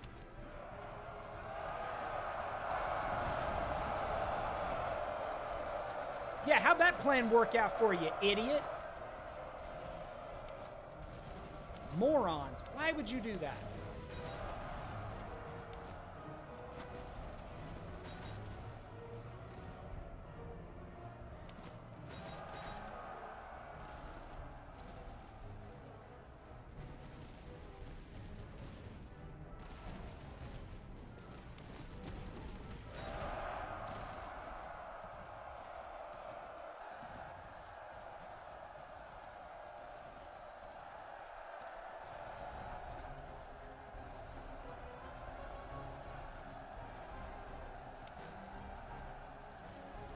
That unit's running. Move to the next one.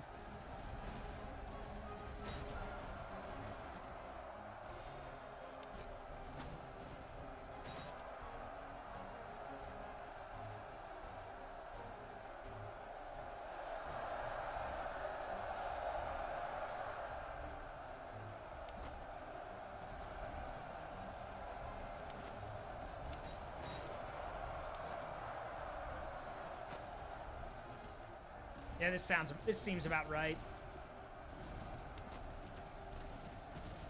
Enemy musketeers getting shot at by my light infantry. The cannons ripping this unit apart. And the entire time, grenadiers and musketeers locked down in melee combat. Yeah, that sounds about right for the Russians.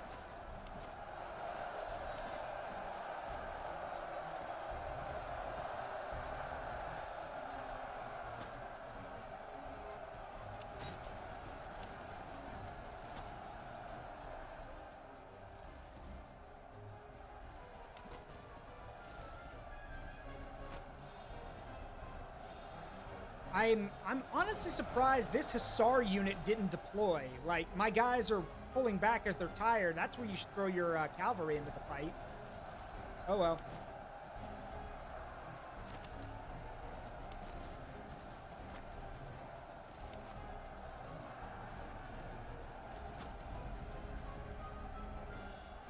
Alright, there goes one unit.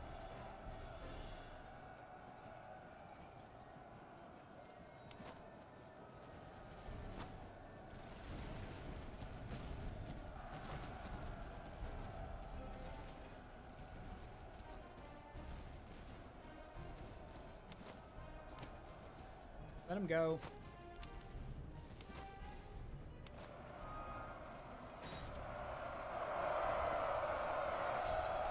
Yeah, that didn't work out either. Morons. All of you.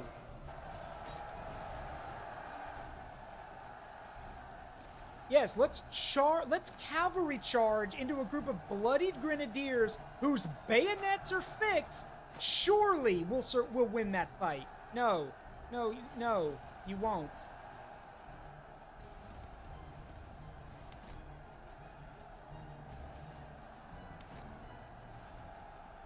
Speaking of which,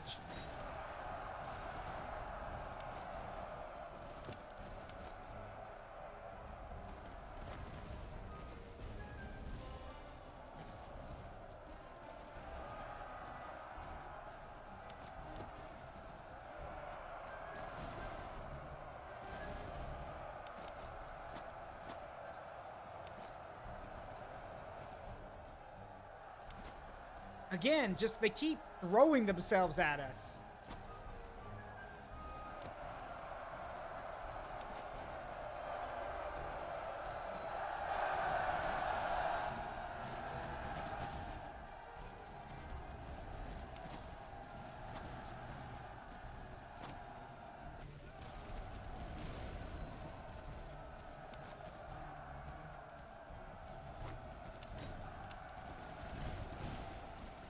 Yeah, like we're blitzing them at this point. These two units are like the only ones left. I don't know what they're doing over here. I think they're like waiting to see how it turns out, or they may be trying to maybe trying to clean their pants after getting charged by a grenadier unit and realizing that they barely survived.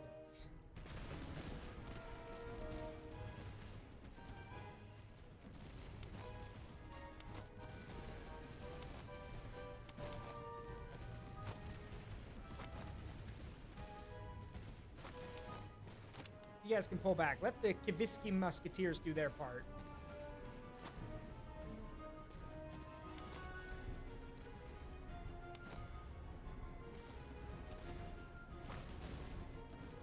Nothing's going over here, by the way. Oh, well, that's over. All right. Deploy the light infantry to the riverbank and shoot anything that moves.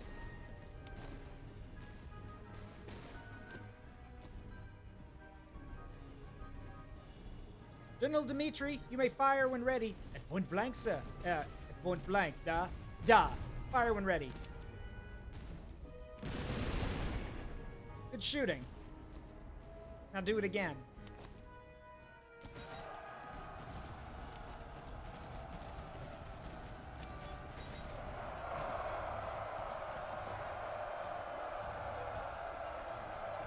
That's another unit that's about to break. And there goes another one.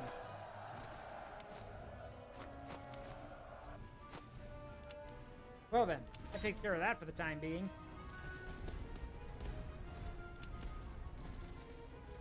Now it's all just a message of who wants some. Come and have a go if you think you're hard enough.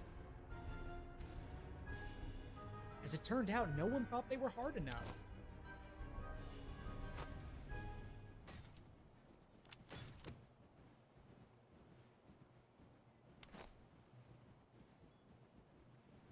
Oh, wait, these guys think they're hard enough.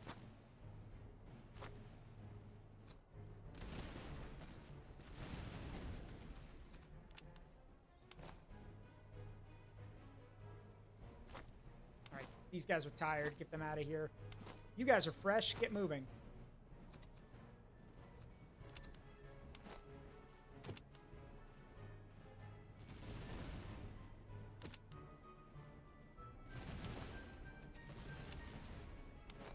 Grenadiers, ready.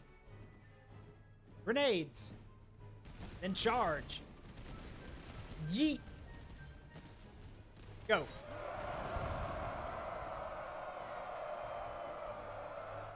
Yeah, they weren't ready for that.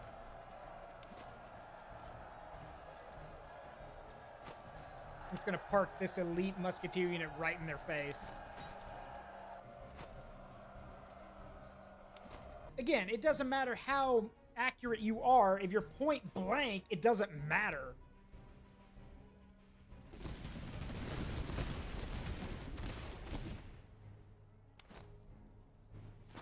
All that matters right now is that these guys aim low. Wait. Make it count. Yep. Only one you guys are gonna get. All right, fire. Get him.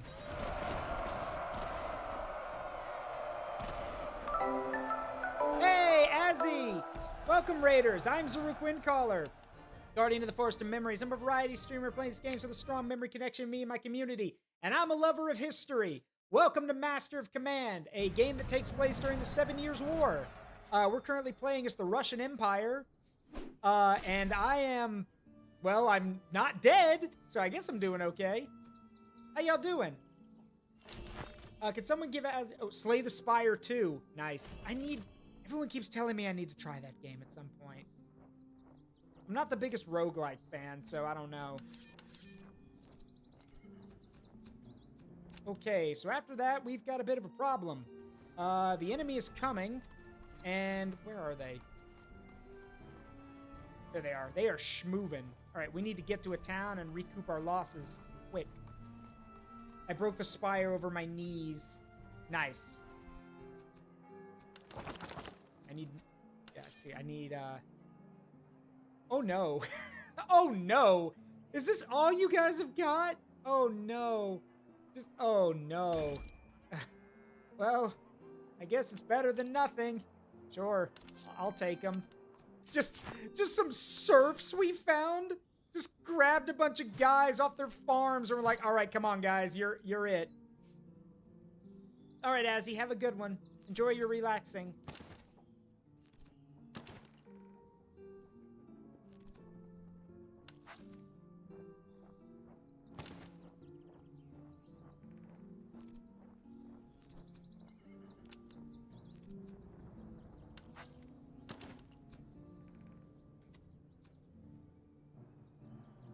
Yeah, they'll be here before long. I need to prep.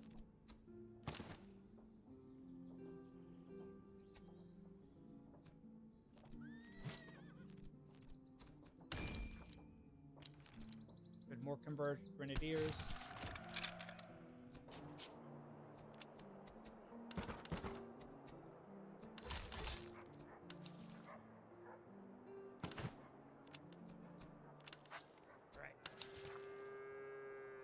Cool. Okay. Hey, Soulstone, what's good, bud?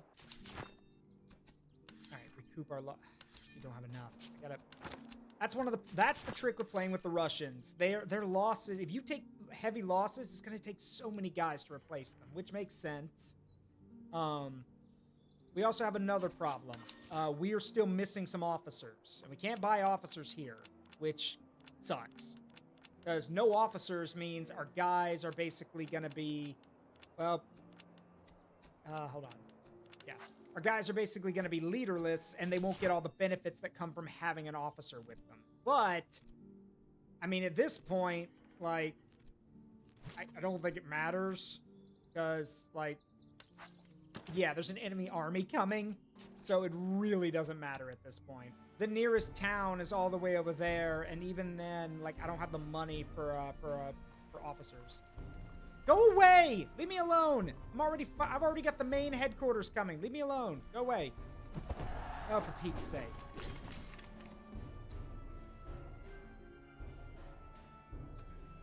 No, leave me alone.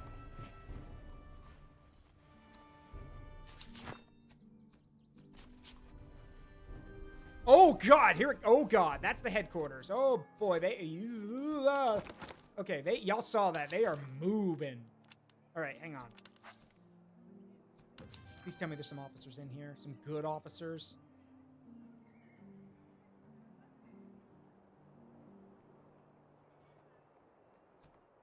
Let's see, all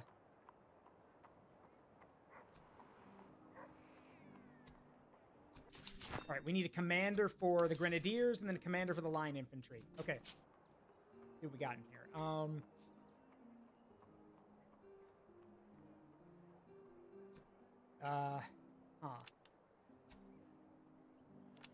We can only get, well, You?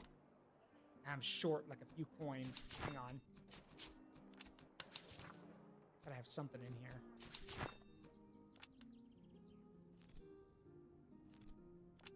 You guys don't need those. Sorry. If you get caught up in melee, that ain't my fault. We need an officer more than anything. Oh, for Pete's sake. Hang on.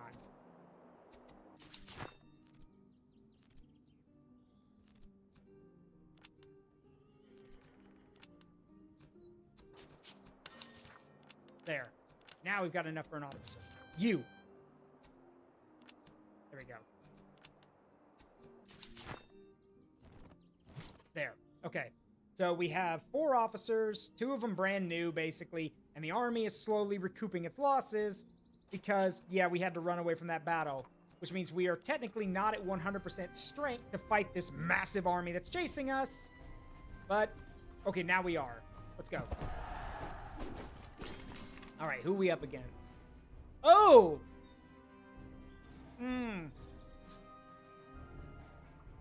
Well, then.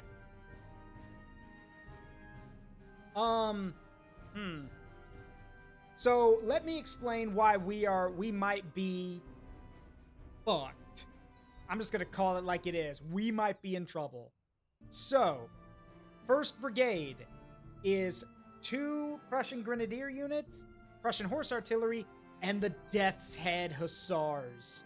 One of the elite Prussian cavalry units, which is not good. Next, 2nd Brigade, a veteran group of Grenadiers along with normal Grenadiers.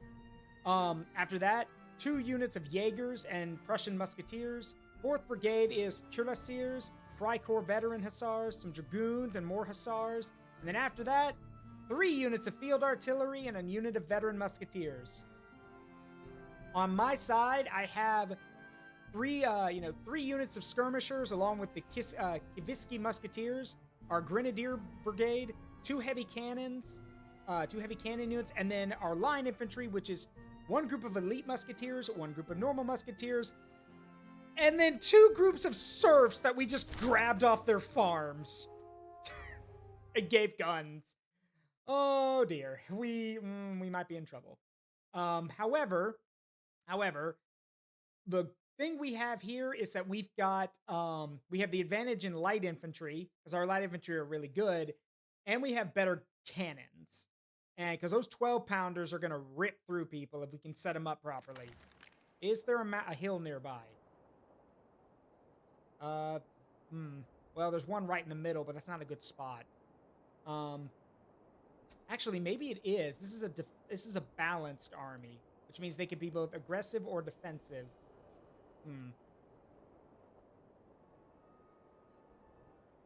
See, what worries me is all the horses. They brought 3 units of cavalry. I don't have any.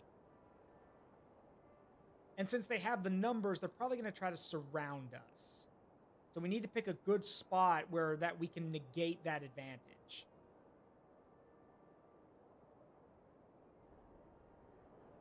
Here works, but...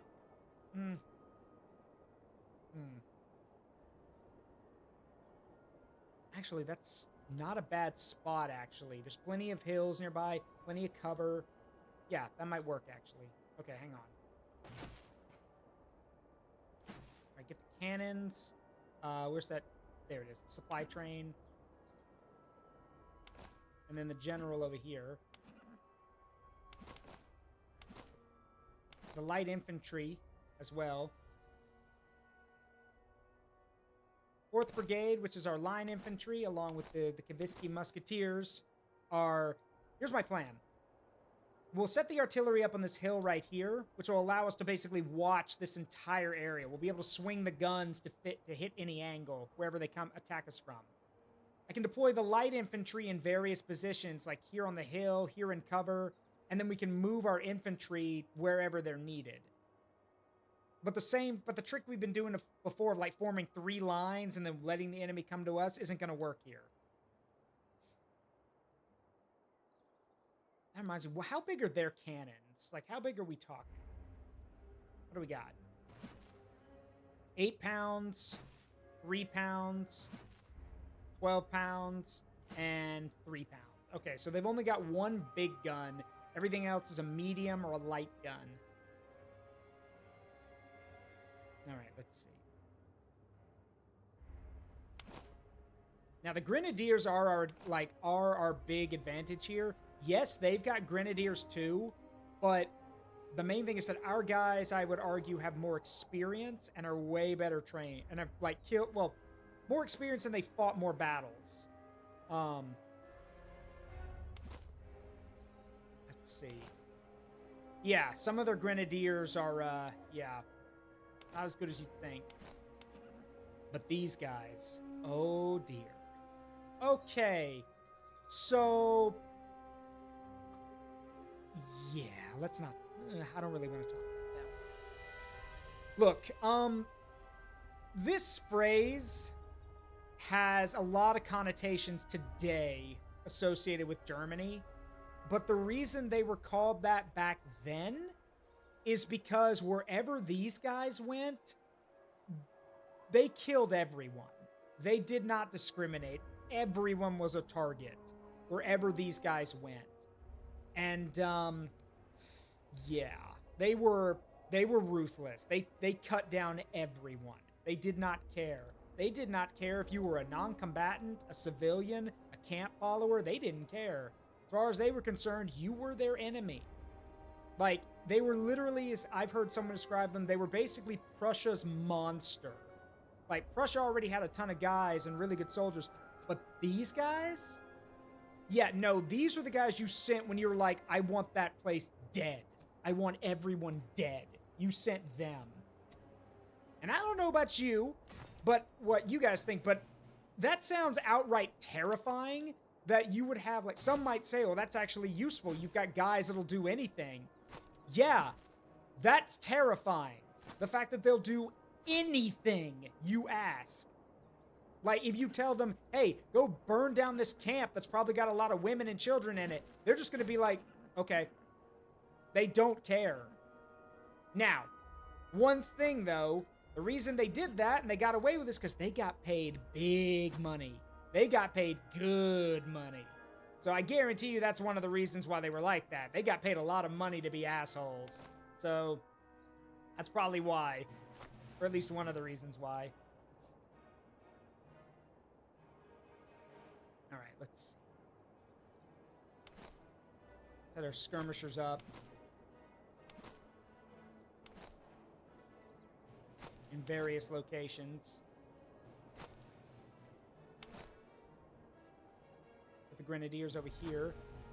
Because I want depending on how they swing the army around, I want the Grenadiers to swing into the flank.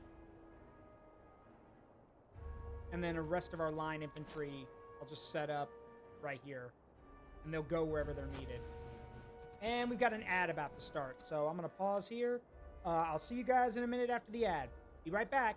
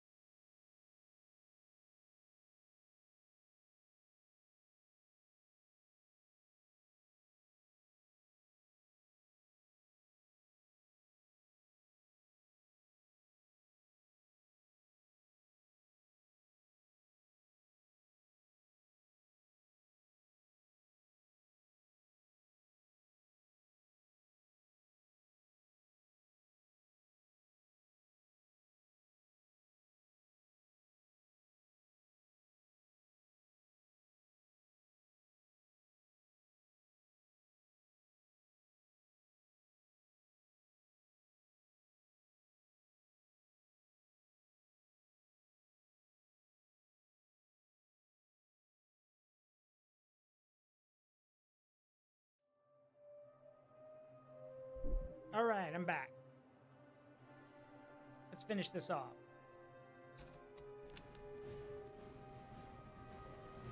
Win this, and that's the end of Act 2, so we really got to win it. And if I don't, it'll be the first time I've actually lost. Like, lost a turning point battle. Because if we lose here, it's game over. So...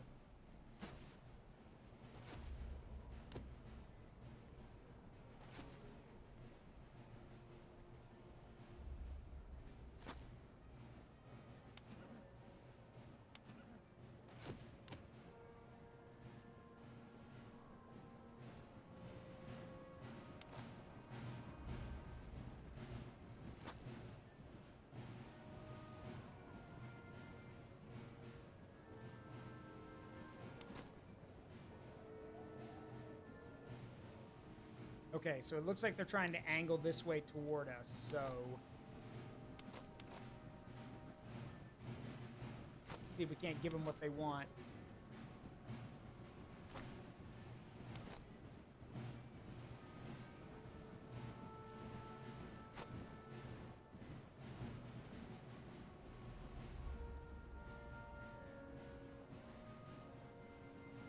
Because remember, we don't want them to, like, we don't want them to surround us. If they surround us, we're in trouble.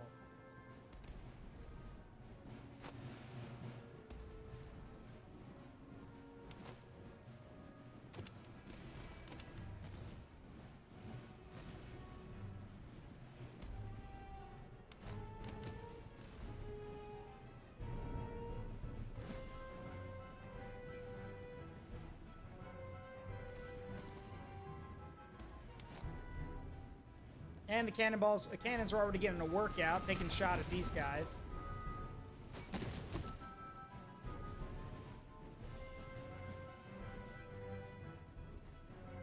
Of course, cannons are not very effective against, you know, light infantry.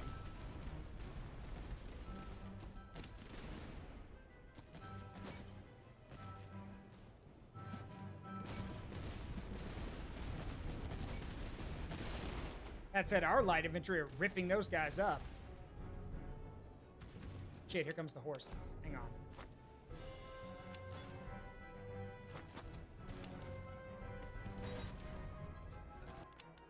Shit. Alright, hang on.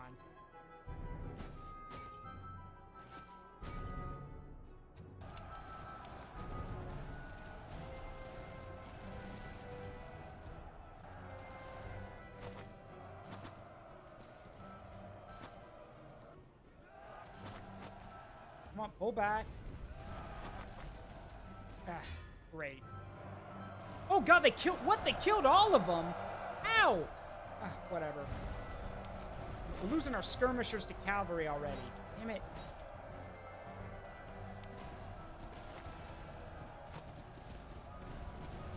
Okay, that takes care of that problem.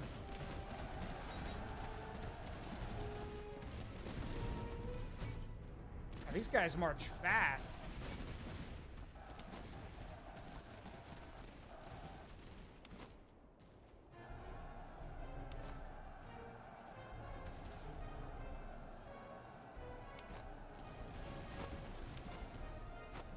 Alright, come on.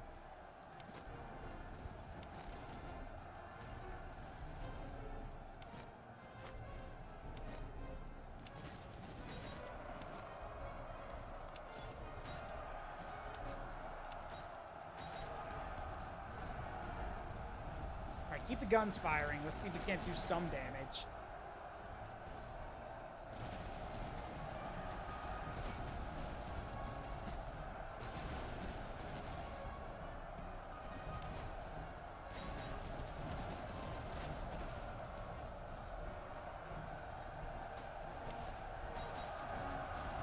God, this is nuts. It's everywhere. Like, all this is going around, like, everywhere.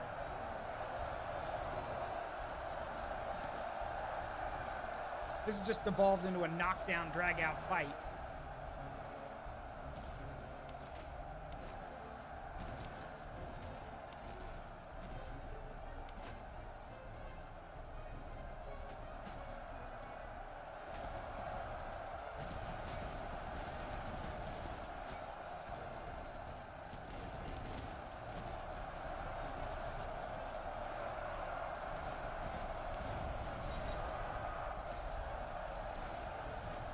All right, one of our groups of grenadiers is running. Time to deploy the line infantry.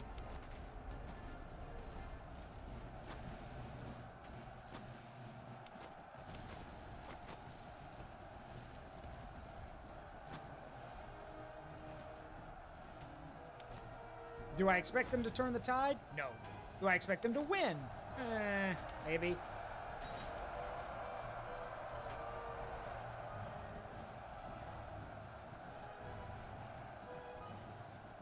The main thing is that the grenadiers that are left are tying up the enemy, which is good. Get in there, you idiots. I don't care if you're tired. Get in there.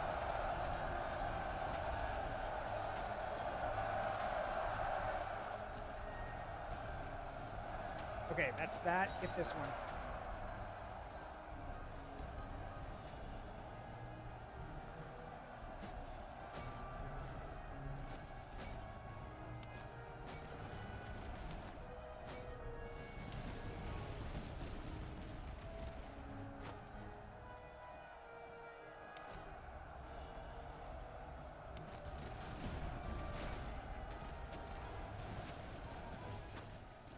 We can give those light... Wait a minute. Hang on. I might have an idea. To quote a very famous rat, I got an idea! This is crazy, but if it works... Well, if it works...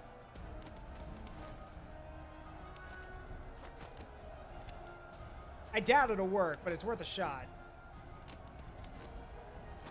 This is stupid. Exactly. It's stupid, but if it works... Well then, it's not stupid if it works, now is it?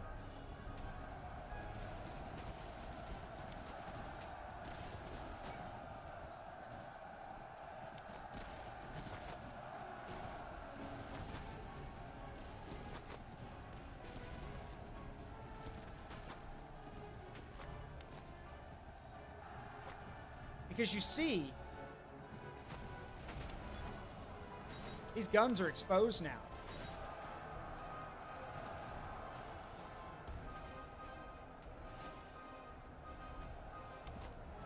And so are my lines. Shit.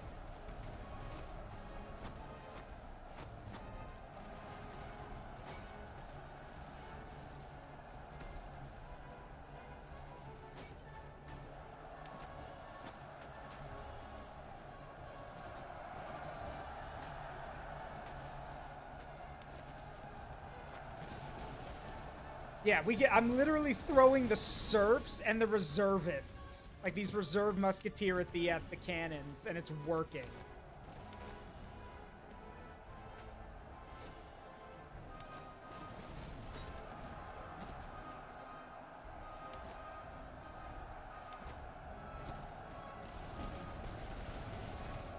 Well, kinda.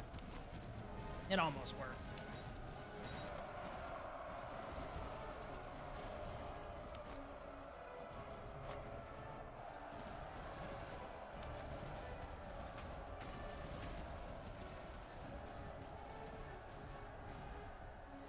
Eat grenades.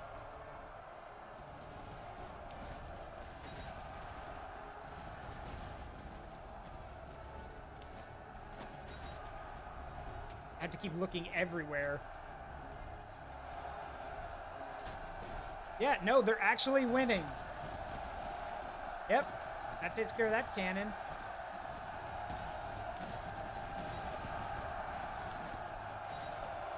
I cannot believe that these reserve musketeers that we basically just grabbed off the farm are actually winning a battle.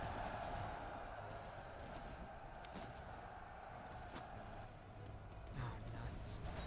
All right, brace yourself, boys. Here they come.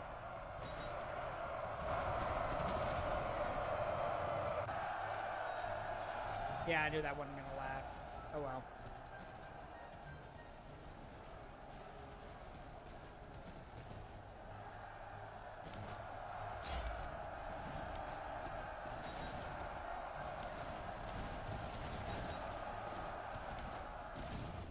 Well, our grenadier leader just died, and the leader of 1st Brigade is pulling back, which I hope he survives. We need him.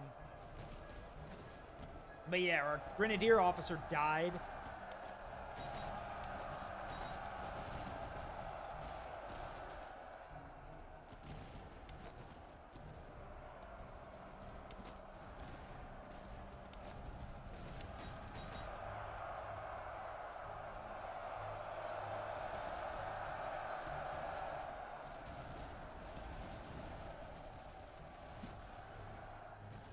I've got men breaking and running in every direction, and I'm trying to gauge I'm trying to figure out what we got left.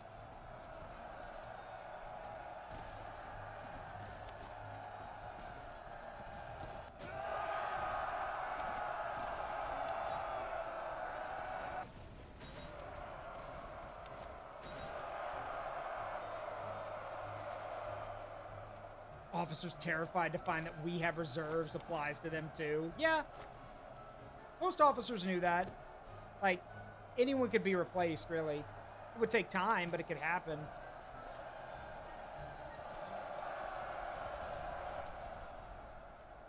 Alright, we need to pull back everything at this point. I just need everything we got, pull back to the guns, and then we hold there. Yeah, pull back to the guns.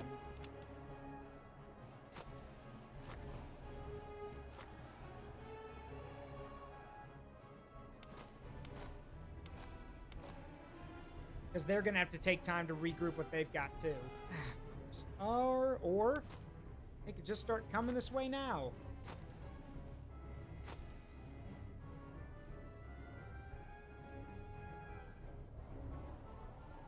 right, let's see what happens.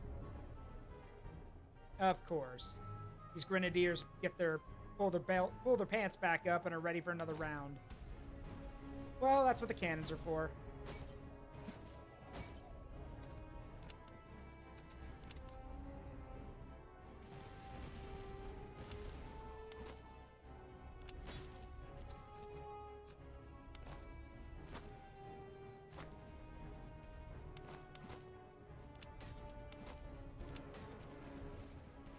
Yeah, here they come trying to sneak around us.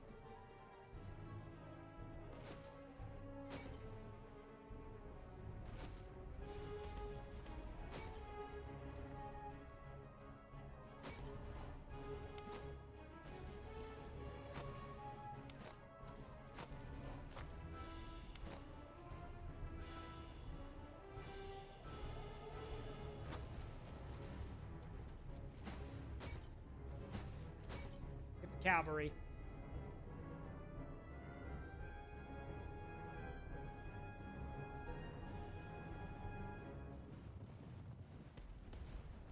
There they go. Thank God.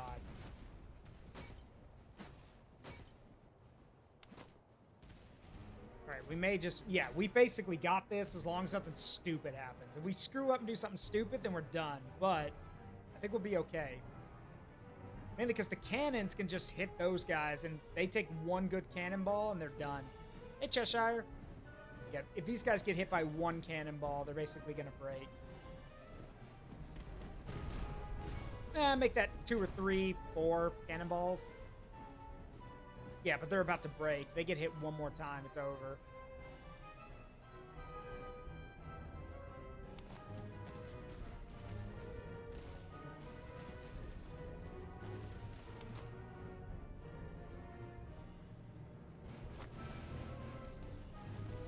Alright, yep, there they go.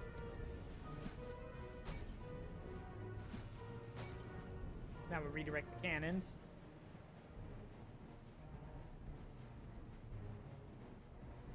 This is all they got left, just these 2 units.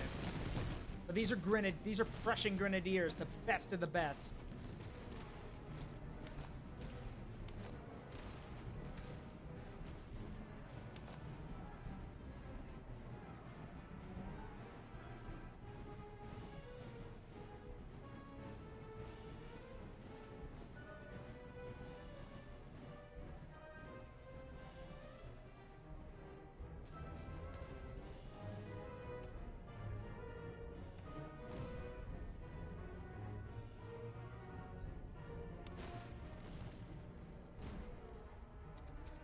Now it's just a shootout, basically. And I'm gonna let the guys shoot it out so they can get some experience.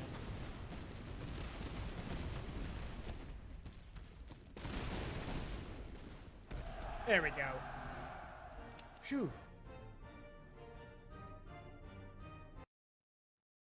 Well, that was rough, honestly. But we got him, though. Unfortunately, I lost one of my skirmisher units, which sucked.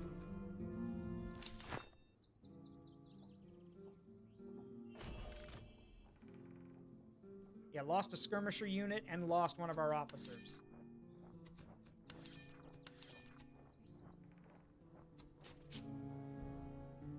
Alright, welcome to Act 3. Ammunition consumption in battle. Stamina. None of these are very good. Regiment accuracy. Sure, target training. They need it. Alright, now. So, do we protect Greater Poland, suppress East Prussia, let's see, or invade further Pomerania?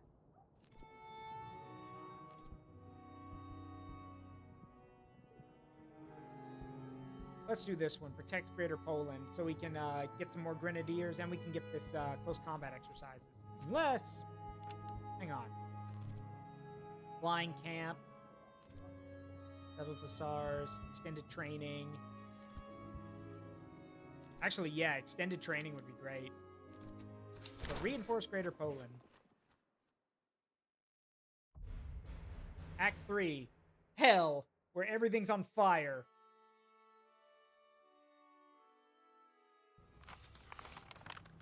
General, the country ahead has been put to the torch. Storehouses are empty. Mills are broken. Wells fouled, and what little remains is dear to buy. Morale will suffer in this barren ground. Proceed with caution. The enemy has posted their best troops here to force a decisive engagement and end the war. Choose your ground carefully and press hard when you find the enemy's main body. Beat them here and the war is won.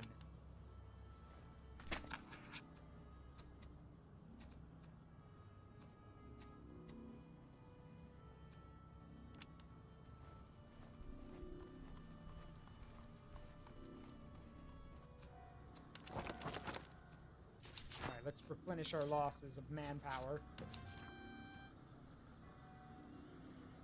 Ooh, yes. Okay, you're a little expensive. Hang on. He'll make a good officer, though. So, sell this, sell this, sell this.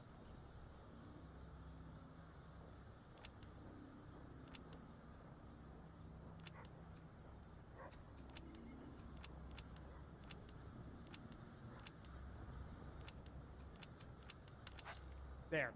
Right, now we can get it. Yoink. Thank you. Ooh. Hang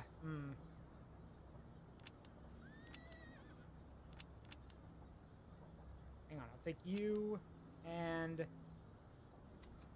yeah, that'll have to be enough. Got any good guns? Not really. Don't need anything, don't need any cannons or anything. They are selling Russian musketeers, but we're fine for right now.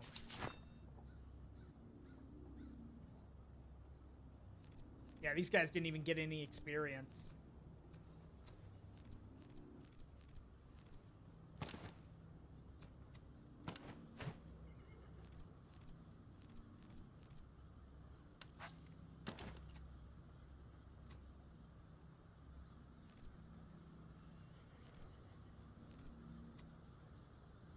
Alright, I think we're good.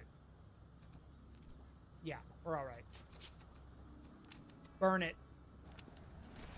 It's already, hey, it's already burning, so I might as well just do it, finish it off myself.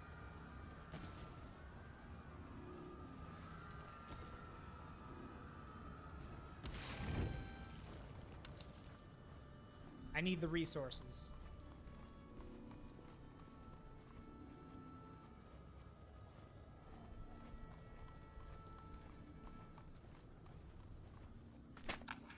Capture the cargo, set it ablaze. Yeah, neutralize the guards and seize the items. Nice.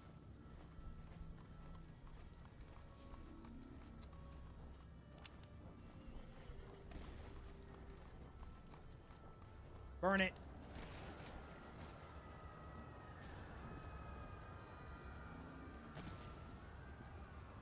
What you didn't take, we will gladly take from you.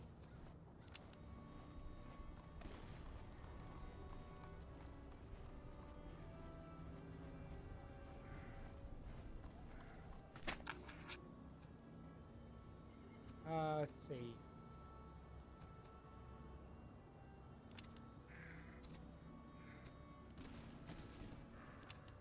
Nope. Oh well. Oh, look, another one.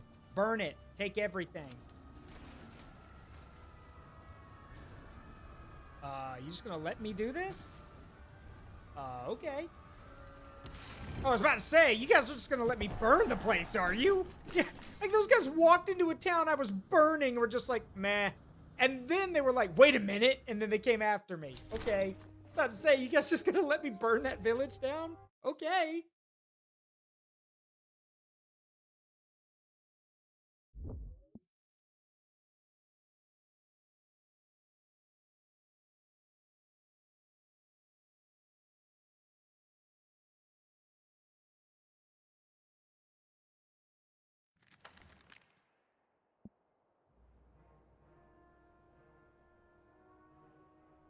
Oh, wait, hold on.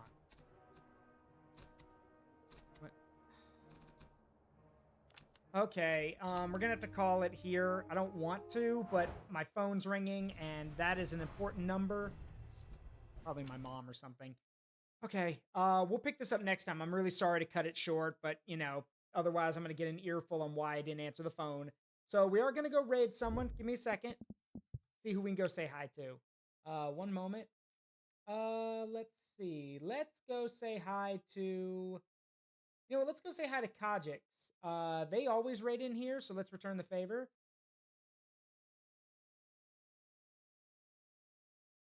All right, yeah, let's go do that. All right, give me a second. All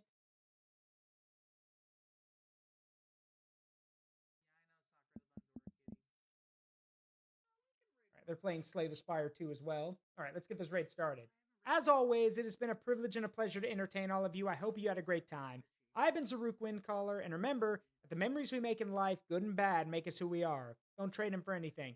I love you guys. I'll see you all tomorrow for the Super Battle Golf collab with Inu and the others. Have a great night. Bye-bye.